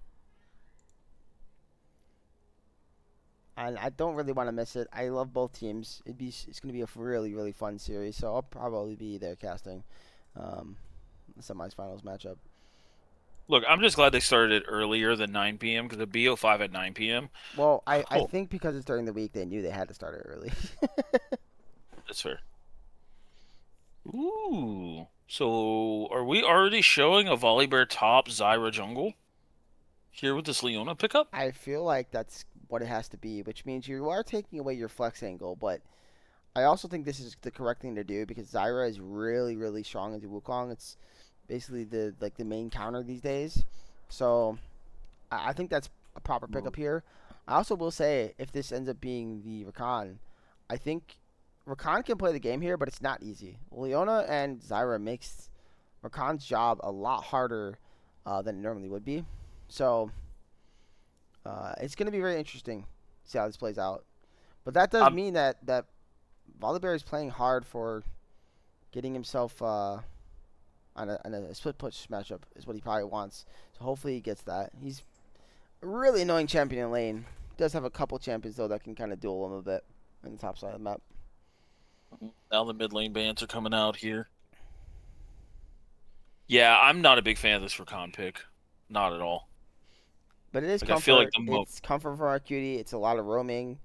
It is a stationary Zyra pick. Like, at the end of the day, if he plays it properly, it's not easy to just say like Zyra can make his life impossible to play. It's the fact that he has to work around Leona Zyra as the game progresses. That's going to be the problem. And if Leona ever lands an E, ever lands a Zenith Blade, like, taking just one Popper Crown. Boy, mid lanes get focus fired on these bans here. Yeah. Let's see what happens. Yeah, they decided no more messing around. We shook for 2 games. This is the final game to figure out who is better. So I'm sure at this point Monk will be getting counter once again, just because it would make the most sense here. Or not Monk, I'm sorry, Rarika. Get counter here. Well, wait a second. That is a flex pick. That is. Oh, Definitely. Wait a second. No way he's picking Jax. Is that what's happening right now? Is it Jax versus Mbessa in the mid lane? I can't. If that ends up happening, I think that's the funniest thing I've ever seen. I mean, they're calling Rarika's bluff here. Like, what do they want to do? Would it be AP Jax? Or does he just go on hit or AD? Like, what? Is there low key chances of bot lane Zyra? I mean, it is playable, and bot lane Zyra with Leona is not the worst combo. Zyra's so good into the Wukong jungle. I feel like you're losing like the reason why you pick. Okay, all right, maybe you're right. Holy moly, are they really about to send this? It is. It could be Diana mid. Yeah. Oh, Diana mid here. These guys are cooking up a draft here. Zyra bot. What in the world? So then, is it? It's obviously Jack's response into Mbessa wherever she goes. So Volibear jungle, Jack's Diana solo lanes here. Well, no, Diana could also solo lane here too. Like it's what's his pick here? Okay, so I like this. All right, so who can play? Does the Volibear play into the Sylas? Like, and Diana? No. Does Diana win that? Like, I don't know this. Like, what in the world? So I low key think it's probably Jax versus Sylas, and then probably Volibear versus Mbessa, maybe Diana jungle. Yeah. Like three out of these 5 or 4 out of these 5 on Femboys can jungle. In theory, like 4 out of these 5, they're just pure junglers on the side of Femboys. Screw it. Screw it. Jax bot with Leona. That seems pretty cracked. Bro, no matter what, it's actually, you went from Monk complaining about not having any champions to pick to now he has literally 3 he can pick from into Sylas. Yeah, I mean, we're gonna see. This first pick is gonna give us a lot of information. You know, let's see where they actually, where if Chicken slams the Volibear top or the Jax top. I do think that's the 2 options here. We have 20 viewers, and we have definitely some server guys out here. Give us your thoughts. Where do you think these guys are going here? I have more important matters to attend to.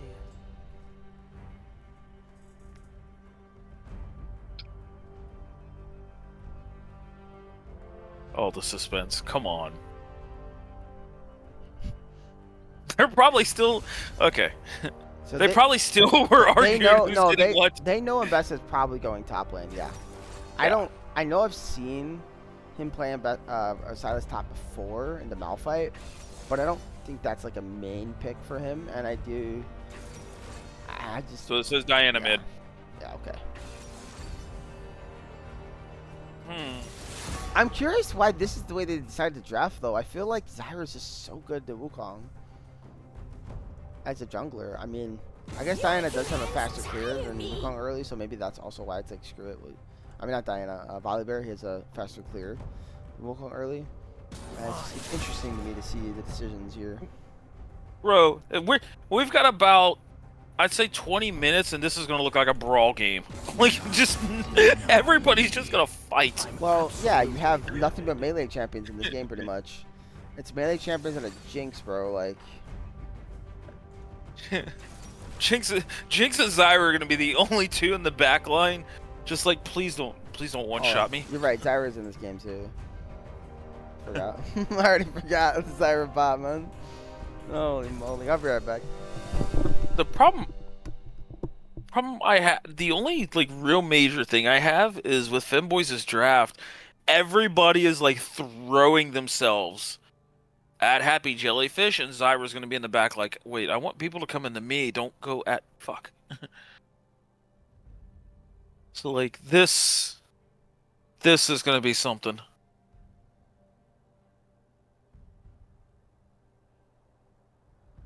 Good lord, what a draft, what a game 3 already.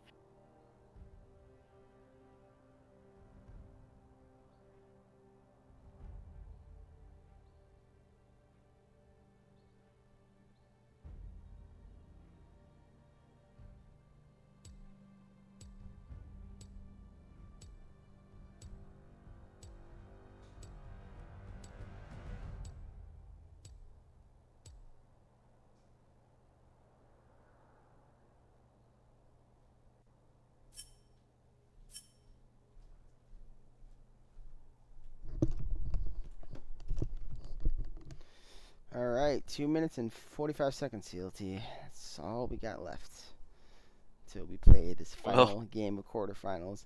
Man, it's been an awesome split. I really do feel like we could have had so much, like, it could have been even crazier if like some of these games over these weeks our series went to 3, because man, like, all these games have been so competitive for the most part. Wild card round was great, and we were just so close to getting at least full 3-game series. Man, it's just it's crazy, and we finally do get like the hype. It happens here in quarters, but man, I just want more League of Legends, you know. Why did it take this long to get to this point? We had 24 teams. Everybody's like, no, let's quickly 2-0. Let's quickly 2-0 because of this. We know these guys have a lot to talk about on the show, so. It's also entertaining that in the wild card round, every series was a 2-0, and then we get in the quarters, and everything's 3-game series now, outside of one. Yep. And I mean, even that one had a chance to go 3. There was definitely some points where Froggy were pushing Instinct and had them on the edge in those early games. So, you know, a couple things turned a different way, and that's a 3-game series too. So, man, it's been a great weekend. Some great League of Legends. Too bad we're not going to be playing games on next weekend. We're going to be playing them on Tuesday. I kind of like the break between. You said you wanted more League. Not that quickly. I got a show. I got to sprint it on Monday.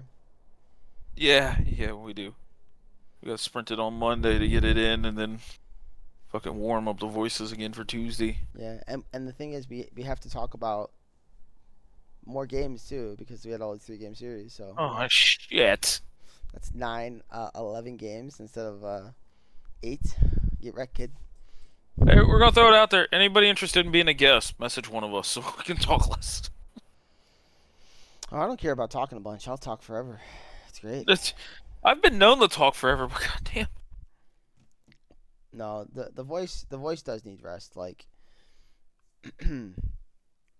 when I don't have the power when I cast, it kind of feels bad. Like today, I feel good while casting, but I've done some where it's like, you know, my voice is so shot, it's hard to get into it as much because your voice is so tired. All right, so we gotta let Happy Jellyfish win the split so Dippy can get a skin for Mbessa. Maybe he just doesn't want to use his skin. Are you in? Okay. Yes, I am in. 1, 2, 3. I'm paused at 6. 7, 8. Perfect. Nice. We are perfect. All right. Well. Can we type in chat too? Can I say good luck, have fun? No, I've tried. Oh, have you? Yes. You're like typing from the future, or no, the past. You're typing from the past. That'd be so crazy. Monk Mentality literally said what I said when you were gone. 30 seconds until minions spawn. Matt's been Oh holding man. this pick since week 1. That's crazy. He pulls it out. Wait, in did most Mac situations. actually play this in week 1? No, like he's saying he's been holding it. Like he's had it in his pool and he's just waiting to pick it. I feel like low-key somebody's played Zyra the split. Alright, I'll go look it up. No, it's been played in the jungle, bro. It just hasn't been played at AD. It's never been played at AD. For a fact. Well, it's not going to be played AD this game. It's going to be played AP. You know what I mean. It's playing in the AD role. Like the bot role. Generally, ADCs are played in.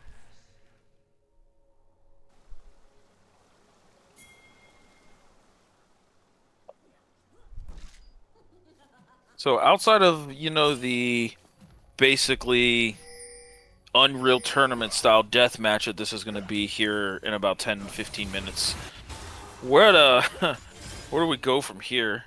Okay, so it looks like Diana does good early on into the Silas based on what I just watched. Silas tried to dash in, he just drops W. Nice dodge there.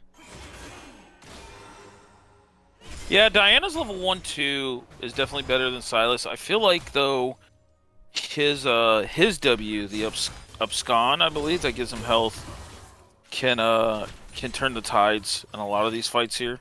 And it's also Rurika's Silas, but we'll see because he's getting bullied out quite a bit right now.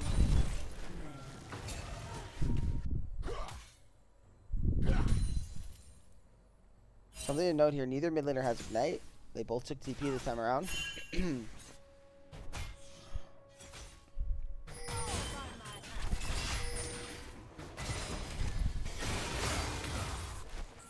Generally, something tells me that they talked before the series, and that Xerath Fizz conversation was something like, I could beat you with Fizz, no you, or beat your Fizz with Xerath, and like, no you can't. I feel like that's what happened, bro. I genuinely think that. I could tell you it wasn't that specific conversation, but there was quite a bit of shit-talking banter between these two that I was present for. So yes, there was definitely some of these don't you dare pick this against me because I will, you know, beat your ass with it.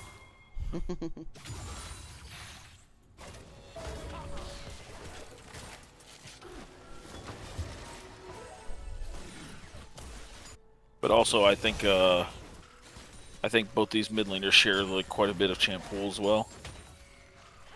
So Ooh, Jax gonna have to be careful here. Wukong is coming up, and look who's also arrived. It is the Volibear, so we're gonna get ourselves a 2v2. Ooh, but we done a little early. Meanwhile, mid lane though, is he gonna get a solo kill? We might. We do get a solo kill in the mid lane. I don't want to click away from that, but I want to miss what's happening top. It actually ends up being a 1-for-1 in the mid, but nothing ends up happening in the top side of the map. yeah, but the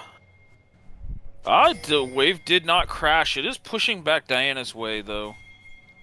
So let's see. Blasting Wand versus Fiendish Codex.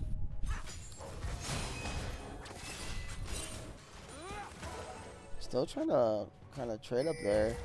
Inferno has come up. They want the fight here, and I actually think they're going to be able to burn the flash here on the Wukong. They will. The flash in, the W. It's going to be enough. Dippy tries to turn back in, but Chicken is just fine. We are brawling early and often. If you like this type of League of Legends, I think you're in for a fun time. Yeah. Problem's going to be coming casting. back. Marika's going to have to be careful. Nice change, but it's not enough. Another solo bolo. Marika's W was up in like a quarter of a second too. Man, so close. And meanwhile, bot lane. La la la la. It's just so funny, bro. This game's gonna get so bad for the Silas.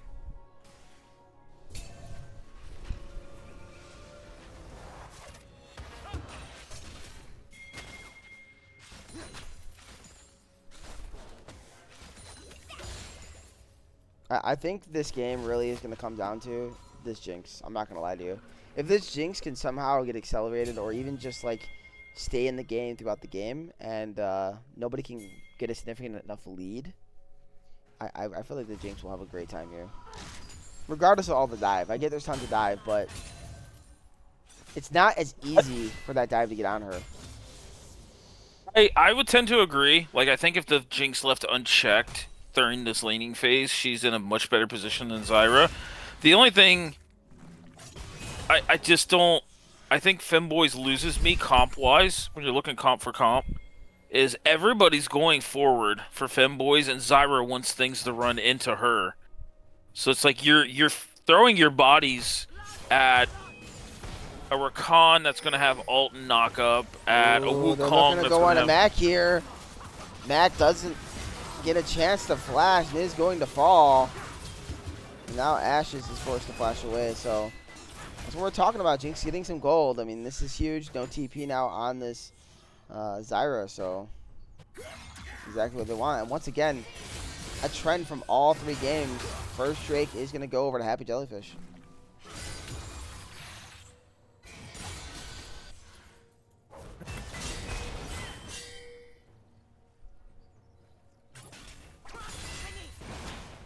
Kind of curious if you end up seeing a dive here on the top side. There is still flash on Dippy, but they properly CC. We do have level 6 on Volibear here. And they're just going to go in. There's no chance to live. He will fall, but who's taking the turret? It is Inferno. Inferno's going to be just fine. And Dippy's been getting hard focused in this series as well. Something I don't feel like we see a lot when you know, see Dippy teams. But kind of struggling at the moment.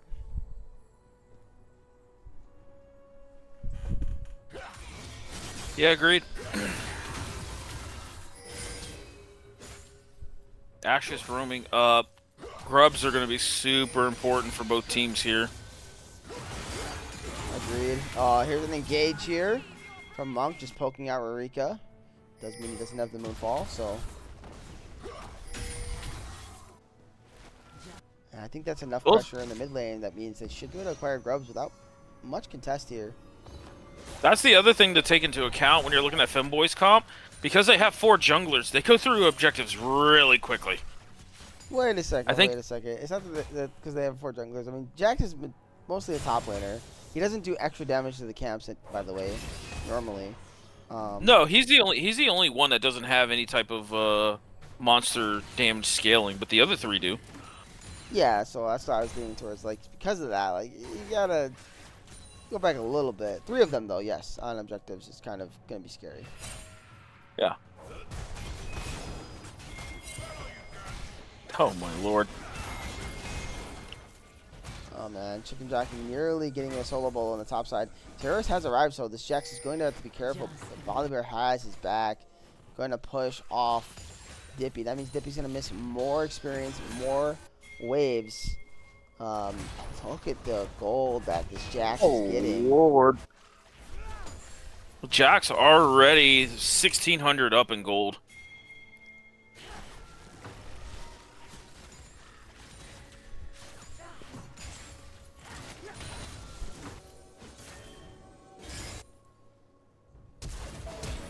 Flash in there from Marcuti, just trying to turn the fight. They're going to turn right onto the Rakan, but luckily there was no solar flare, so Marcuti does have enough time to get out there. And that means now he doesn't have his flash, no ignite. Oh, and engage here. Here comes the Wukong. There goes Monk falling to the monkey. No pun intended. Got caught monkeying around and got punished. Ash just really needs to get his level 6. I mean, this is kind of scary for them to step up because of it.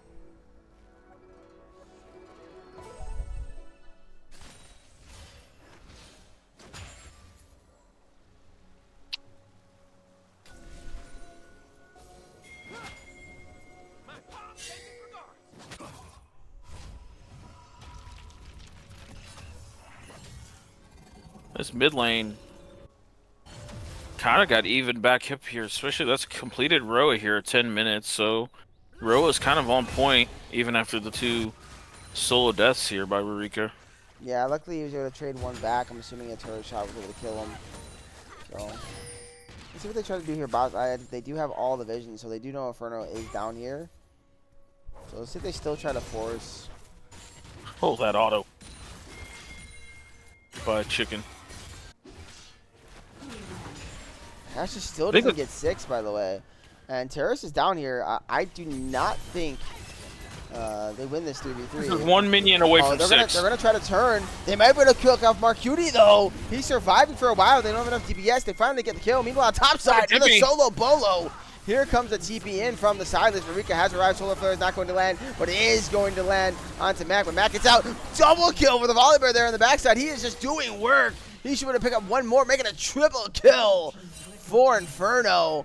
Now there's an E onto Marika, and tries he might. I don't think he actually wins this. Here comes the Volibear. I think this is going to be a quadra kill. Ashes might not have his Q, but there's so much healing coming out of Inferno. The red buff slow is going to be enough. E onto the minions He does potentially. have E.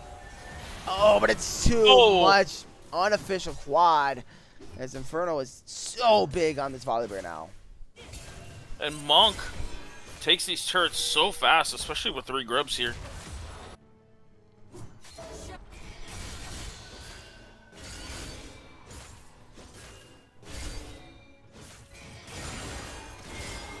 Look at this lead top lane just growing even more and more now. Yeah, I don't think I've almost ever seen this in my time of watching Dippy play the game. Like, this is, and don't get me wrong, he did get heavily focused, but this is actually insane.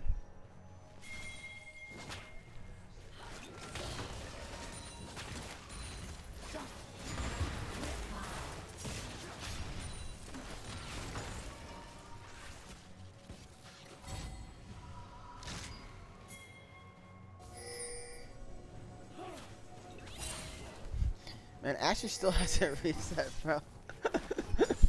Do they want to get all 5 plates on the bots on the map too? Are they just gonna get every turret? Like, is this the goal here? Everybody's down here. They're gonna try to turn on Inferno. Inferno does not have his ulti. They're gonna try to kill him, but he does heal a bit. Here comes the Silas. Inferno will eventually drop. He does try to Marika. But oh my goodness, Monk! Huge play! Double kill for this Diana. They're going to try to run away. Nice chains, but they're going to turn on to Marcuti. Here's the E. This should be the kill. He eventually will fall, but they're just trading back so much. Oh, my goodness. The Leona does fall, but I think that's going to be all 15 plates CLT. I don't think we've ever seen this. Ever. No. That is a straight up 15 plate laning phase out of Femboys here. Wow. And now they're up 7K. They're at 13 and a half minutes. That is how you take your lead from the top side of the map and impact right there, you know? Holy moly.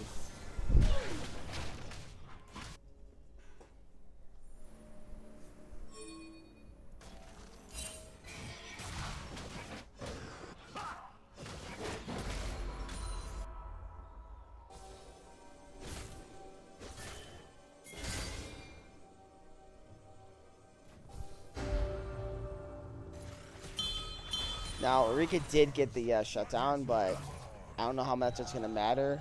They're not going to catch on to him. Really, really nice chains, but it's not going to matter. Eureka, good night.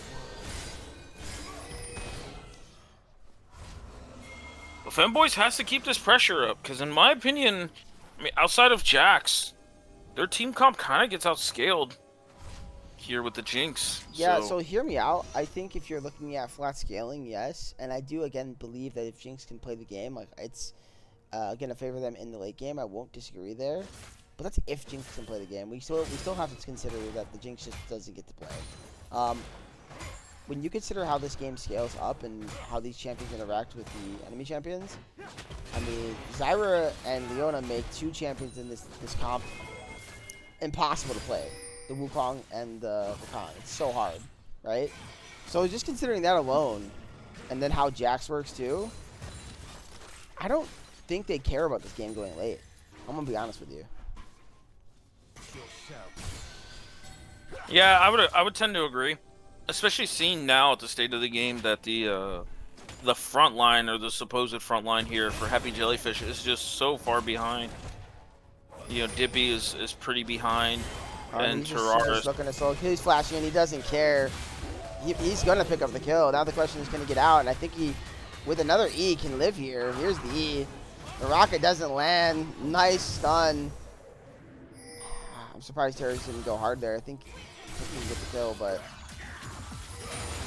I respect not inting the shutdown there. 700 gold is a lot of money to put in anyone's pocket.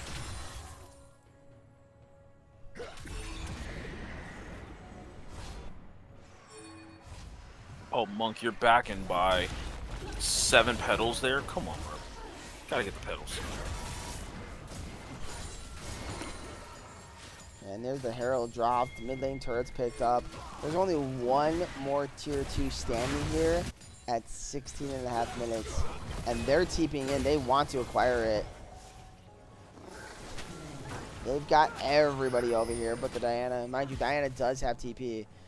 But Navis is forced to catch the mid wave. See if they can defend this tier 2. I don't know. It was Volley Bear with full ult as well. Yeah, it's gone. It dies so quick.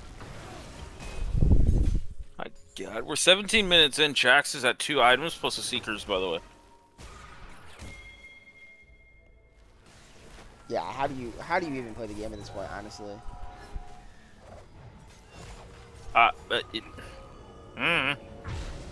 That's a good question.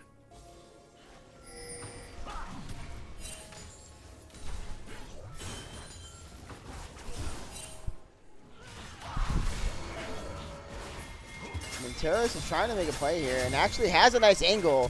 Oh, flash in. They're going hard here. Solar Flare set up. Big. Inferno gets out, though. Can they live? They're going to find a way to survive.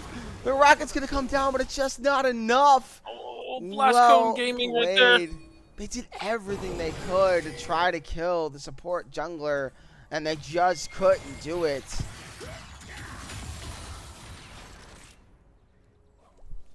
I feel like that might have been the moment to claw back into this game, and there's no flashes now on either the Wukong or the support. Rakan. Even Enrique used his flash during that play. And mind you, Volibear didn't have to flash away there. That's the craziest part of the whole play. Ooh, Chicken Jockey finds himself in an interesting spot here. There's 3 members strong around him, but he is just going to try to turn a fight. I think he has potential, by the way, to just straight up triple kill here. Oh, no. My bad, guys. I'm back on the screen here. Yeah, Chicken Jockey's just in there. He's going to be able to get one back there. So Enrique's trying to cut it out.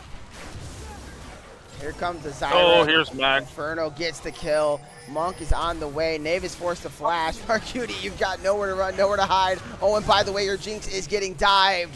There is just nobody left standing.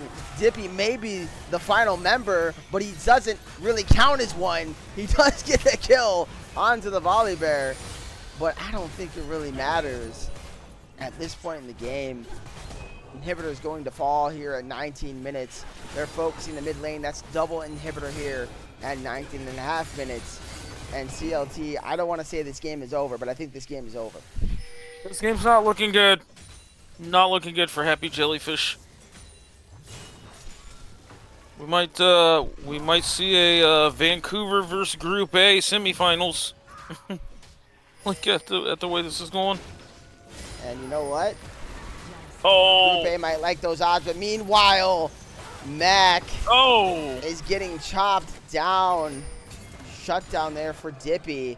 Could this be their spot back into the game? Now, of course, this is just going to be a Drake 2 for them if they can get it. But Inferno is here. And he is still a big Volley Bear. Hugh and Hibbs are down. This could be a game-losing fight for Happy. if it does not go their way. Rurika picking up the Jax ult here. Yeah, they're going to try to turn out of the Jump Jax. on the Going to jump on Jax. him with everything. Big play, but Jockey Oh, just doesn't Faraj. die. He's going to get 1 kill here. Now they're turning to fight. They're trying to keep the focus. Oh, Oh, Monk from the side. Double kill. Make that a triple kill. And just give him the quadra for good measure. Call this game a GG. And welcome your semifinalists, Femboys, to the party. Woo-hoo! Monk mentality.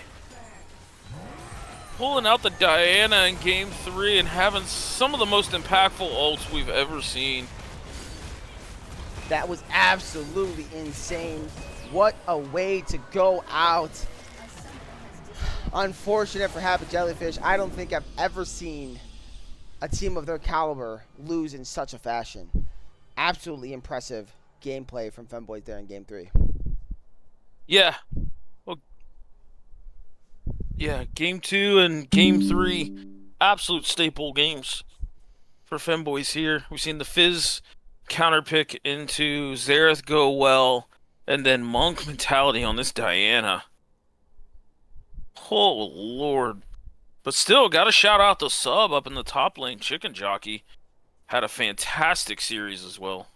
Yeah, I think he has tracked his way into the talk of being one of the best top laners in this league, and he's only played 1 series.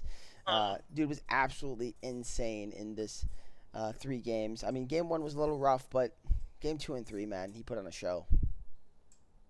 Yeah. Yeah, the Renekton Game 2, the Jax Game 3 was insane. Well, do you want to see if any of them want to come in for an interview? Yeah, I will reach out to them and see.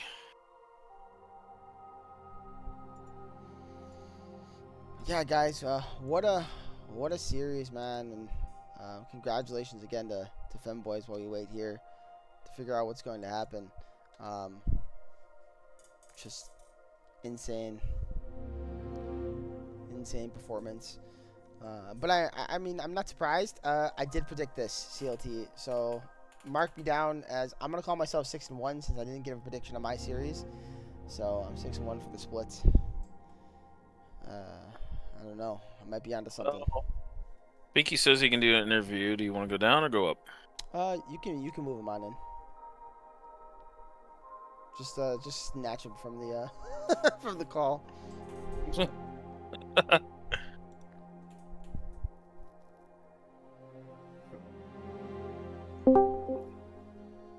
Oh, hello guys. What's You up? have been stolen from.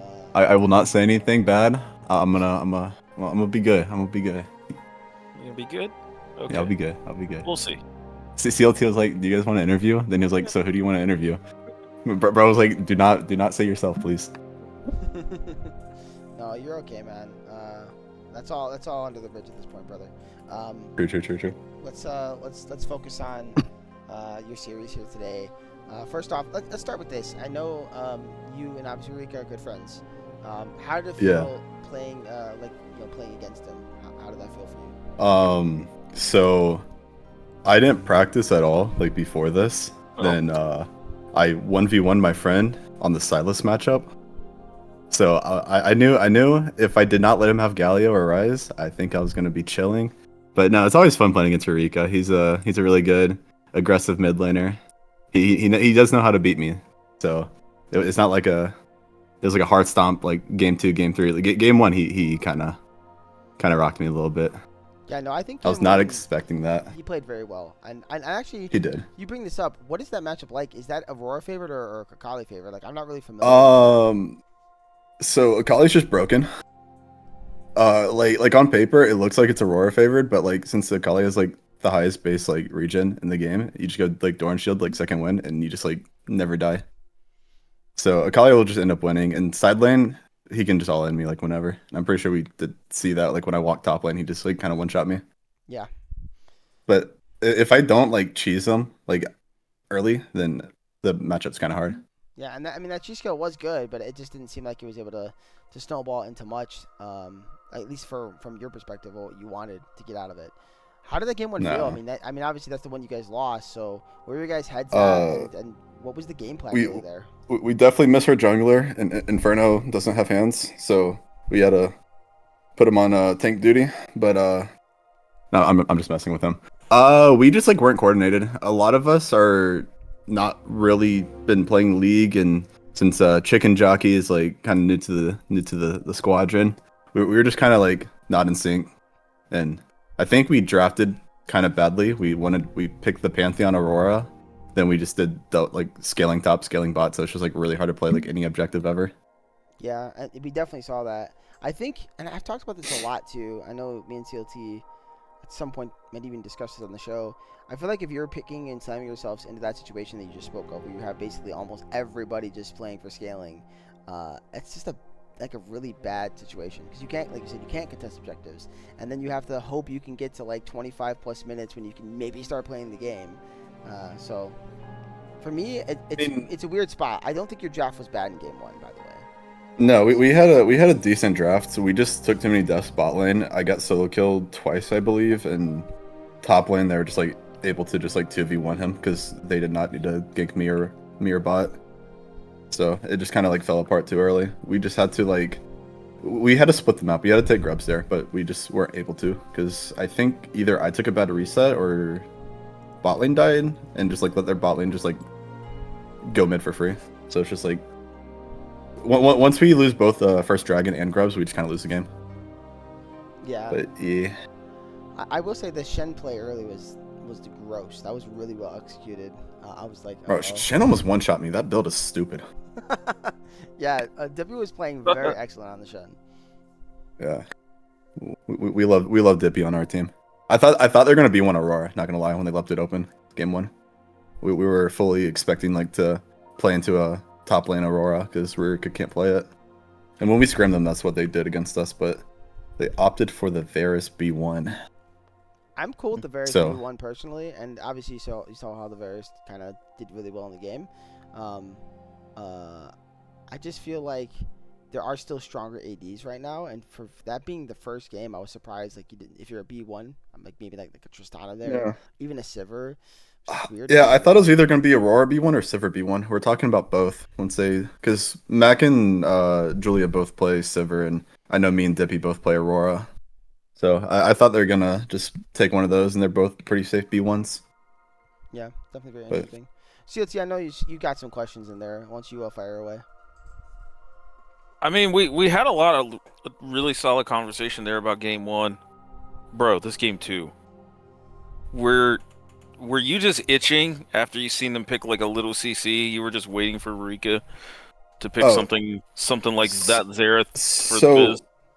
Like between me and Rika, we kind of like already knew ahead like what our matchups were going to be like. Like we're looking at the Silas Talon, we were looking at the Akali Aurora, like we kind of like going into it, like we kind of knew like what matchups we're going to take into each other. He messaged me. I forgot that you play Fizz. Oh no, that's crazy. Yeah, it was pretty bad, and I taught him Fizz. I taught him Fizz too. Wait, do you really want to take credit for that? Oh yeah. The exact message was, "I forgot about Fizz, TBH, LOL." And right when he locked in Xerath, I DM'd him. I said, "You know what I'm locking in here, by the way." Oh god. He just forgot about it, but yeah, it happens. I'm not gonna lie though, it's even funnier that you bring up you taught him, because I remember I don't know if I was casting, but I remember seeing in the comments in the Twitch chat you telling him like how to play Fizz or something, and that's the funny part when he was having that bad Fizz game. So it all came full circle, man. It all came full circle on the Fizz pick. And I'm pretty sure game one, like I like troll hovered Fizz as well. So like I was definitely hinting at the Fizz, but yeah, I guess he just didn't think about the Fizz like during second ban phase, because he picked Akali B game one and Xerath game two. I know he plays both of them, but I think he was picking kind of my champions to try to like if there was a game three that I just wouldn't have many champions to play. But dude, I mean, I didn't get it out in casting time, but the moment he locked in Xerath, I'm like, there's little CC. And this guy has been bitching up a storm. Oh, it's a Fizz angle. About the Fizz state of... Bro, you've been bitching up a storm about the state of Fizz and the server the whole split. It's always a Fizz angle. It's always a Fizz angle. My teammates were like, "Are you sure you want Fizz?" I was like, "Yes." Okay. And they gave me Fizz.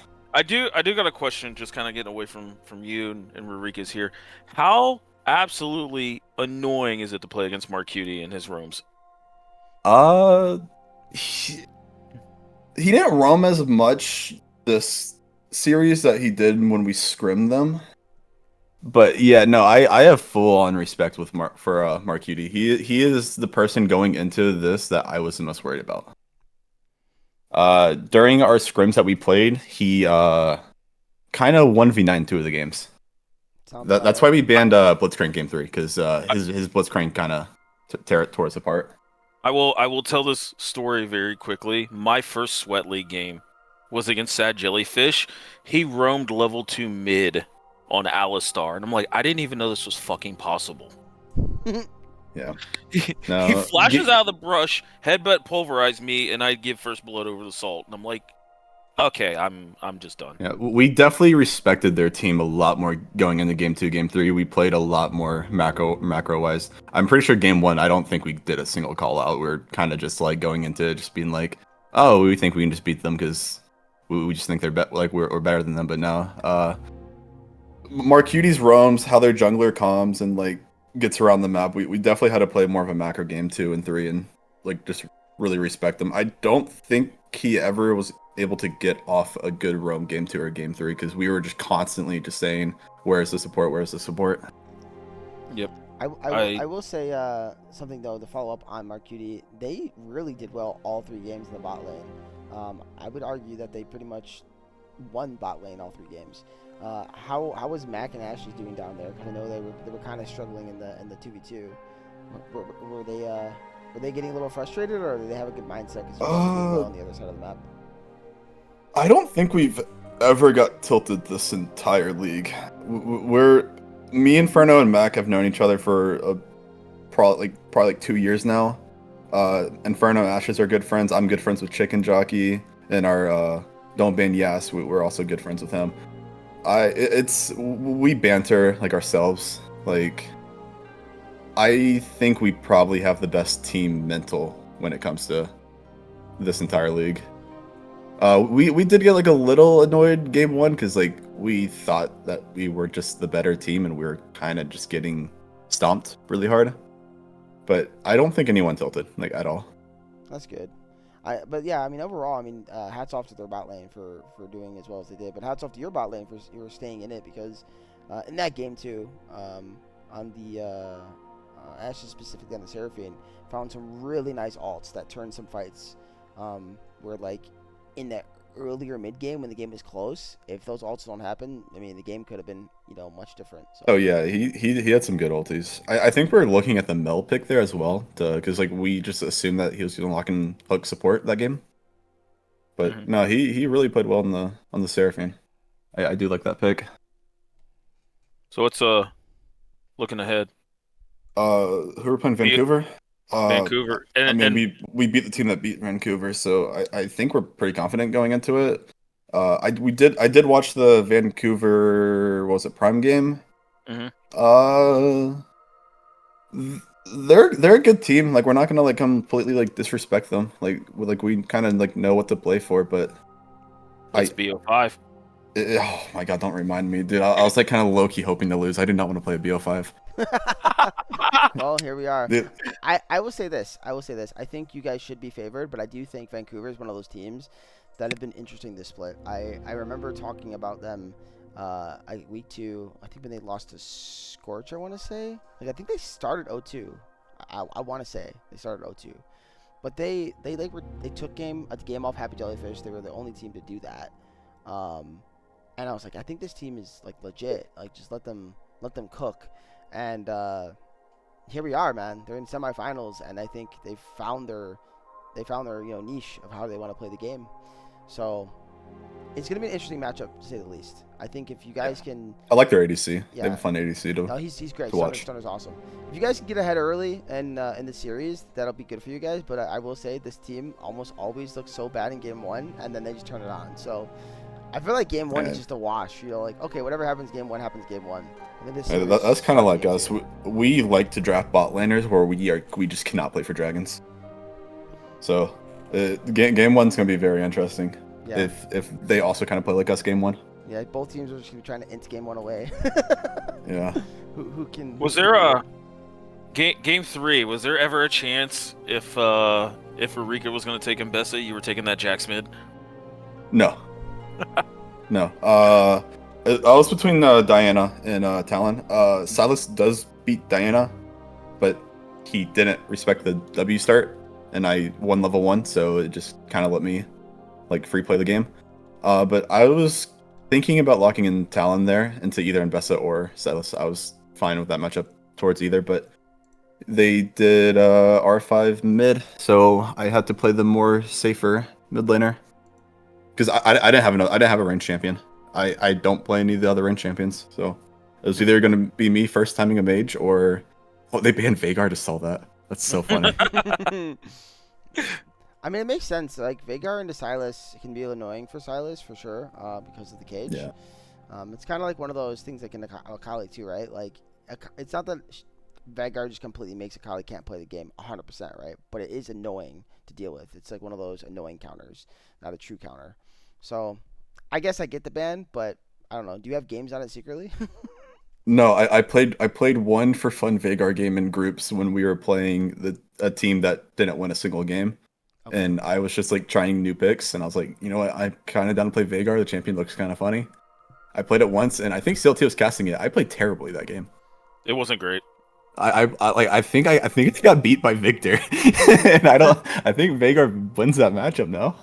Yeah, I couldn't tell you. It would make sense, but I really couldn't tell you.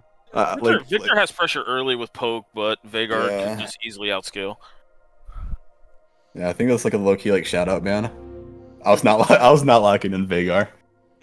I have too much respect for their team to just kind of for fun a Veigar pick. I kind of am curious if they ever thought you were gonna play Diana, and if so, I wish they kind of think the The reason why I think they saved R5 for Rika because we left his Ari and Silas up, and he knows that I can play Talon into both. So I think he just wanted me to just not lock in Talon. Gotcha. The Diana, Silas Diana matchup is Silas favored. He just can't lose level 1, and my entire rune page, and I did W max, so like I just played for that level 1. And he also didn't take bone plating, so which he is messaging me that he deeply regrets not taking bone plating into Diana. Yeah, I watched it like early on there. I was like, from what it looked like for me, I was like, does Diana win this matchup? Like she just W's and like she's fine. What the hell? Yeah, no. If I go Q start and go like phase rush or electrocute, I'm kind of just like Q poking, wasting mana. Then he can just all end me at level 3. But no, I just started W and just I didn't even know if I actually won that level 1, but I ended up winning that level 1, and he just had to play a little far back till then. Well, I mean, I will say congratulations again, man. I mean, it's a nice victory. You've got one up on Eureka for now. You guys can make jokes upon each other for that one. But CLT, you have anything else you want to say before we let this gentleman go? Nope. I'm curious to see what he techs into during the BO5. I am too. All right. Because I have no idea what you guys might see me play like Kinnan mid. Like it's gonna get pretty egregious. Like if we go to game 5, my game 5 pick's gonna get very egregious. Well, there you go, Vancouver. Just gotta push these guys to game 5, and that's when you could win. But no, it's gonna be a fun series. I think it's closer than some might think, and I'm talking more fans here and I'm not referring to you guys because I know everybody's gonna be confident on both sides. I don't think Vancouver thinks they can't beat you guys, right? But yeah, if you're on the fans' perspective, you're probably thinking, oh, Femboys just looks unstoppable. But I do think both teams here, it's going to be a really good matchup. Mm-hmm. Yeah, I'm also excited for the other game, Coin Flip Instinct. Shout out Group A. Yeah, they're playing on Tuesday. That's going to be a tight one too. I don't think. And that's a BO5. My theory is Instinct wins by game 4. I like Coin Flip, but I don't think Brandino has too many jungle picks. I think he's going to kind of be like me, where he's kind of ass pulling game 4, game 5. Yeah, that's definitely where it'll get risky. But I think Coin Flip has really, really, really tight team coordination. So, not that Instinct doesn't, because they definitely do too. But I think that can sometimes mask some of those issues they might have. And in team fights, I honestly think coin flip might be the better team fighting team. So Yeah, I think it kind of depends on Good Boy, because I watched a lot of Instinct games. They kind of just only play for Good Boy. And if enemy mid can shut down Good Boy, or at least like keep the lane even, I think coin flip's game plan of deathballing every objective might just get the work. better of them. It might just work. Yeah. Just literally coin flipping all the objectives, right? That's it. Yeah, they're probably my favorite team to watch. I love watching coin flip. My memory's correct. Instinct's 3-0 against coin flip. Yeah. Yes, yes. I don't remember. 2-0 and then a tiebreak. We're 0-2 against coin flip Did and they beat them last 2-1 split? against Instinct. Did Instinct play coin flip last Different. split? Don't know, but it's a different lineup regardless. No, Coin coin flip. flip has the same lineup. It's just they were in different positions. No, they didn't play. They didn't play, right? Because they didn't meet in playoffs. That's the only place they could have played. Because coin flip won 5. Yeah, I don't think they. Yeah, Okay. I don't think they. Yeah. We should also have our top laner. Not don't ban. Yes, he's gone for the rest of the entire thing. But we should have Chicken Jockey back for next week. Okay, so Chicken Jockey's going to become the main roster guy. Maybe it's a very What loose. after these two? Yeah, I would. That'd be great. Oh yeah, no. When we had a sub don't ban Yes the first time, I tried to get Chicken Jockey, but he was busy that day. Very sad.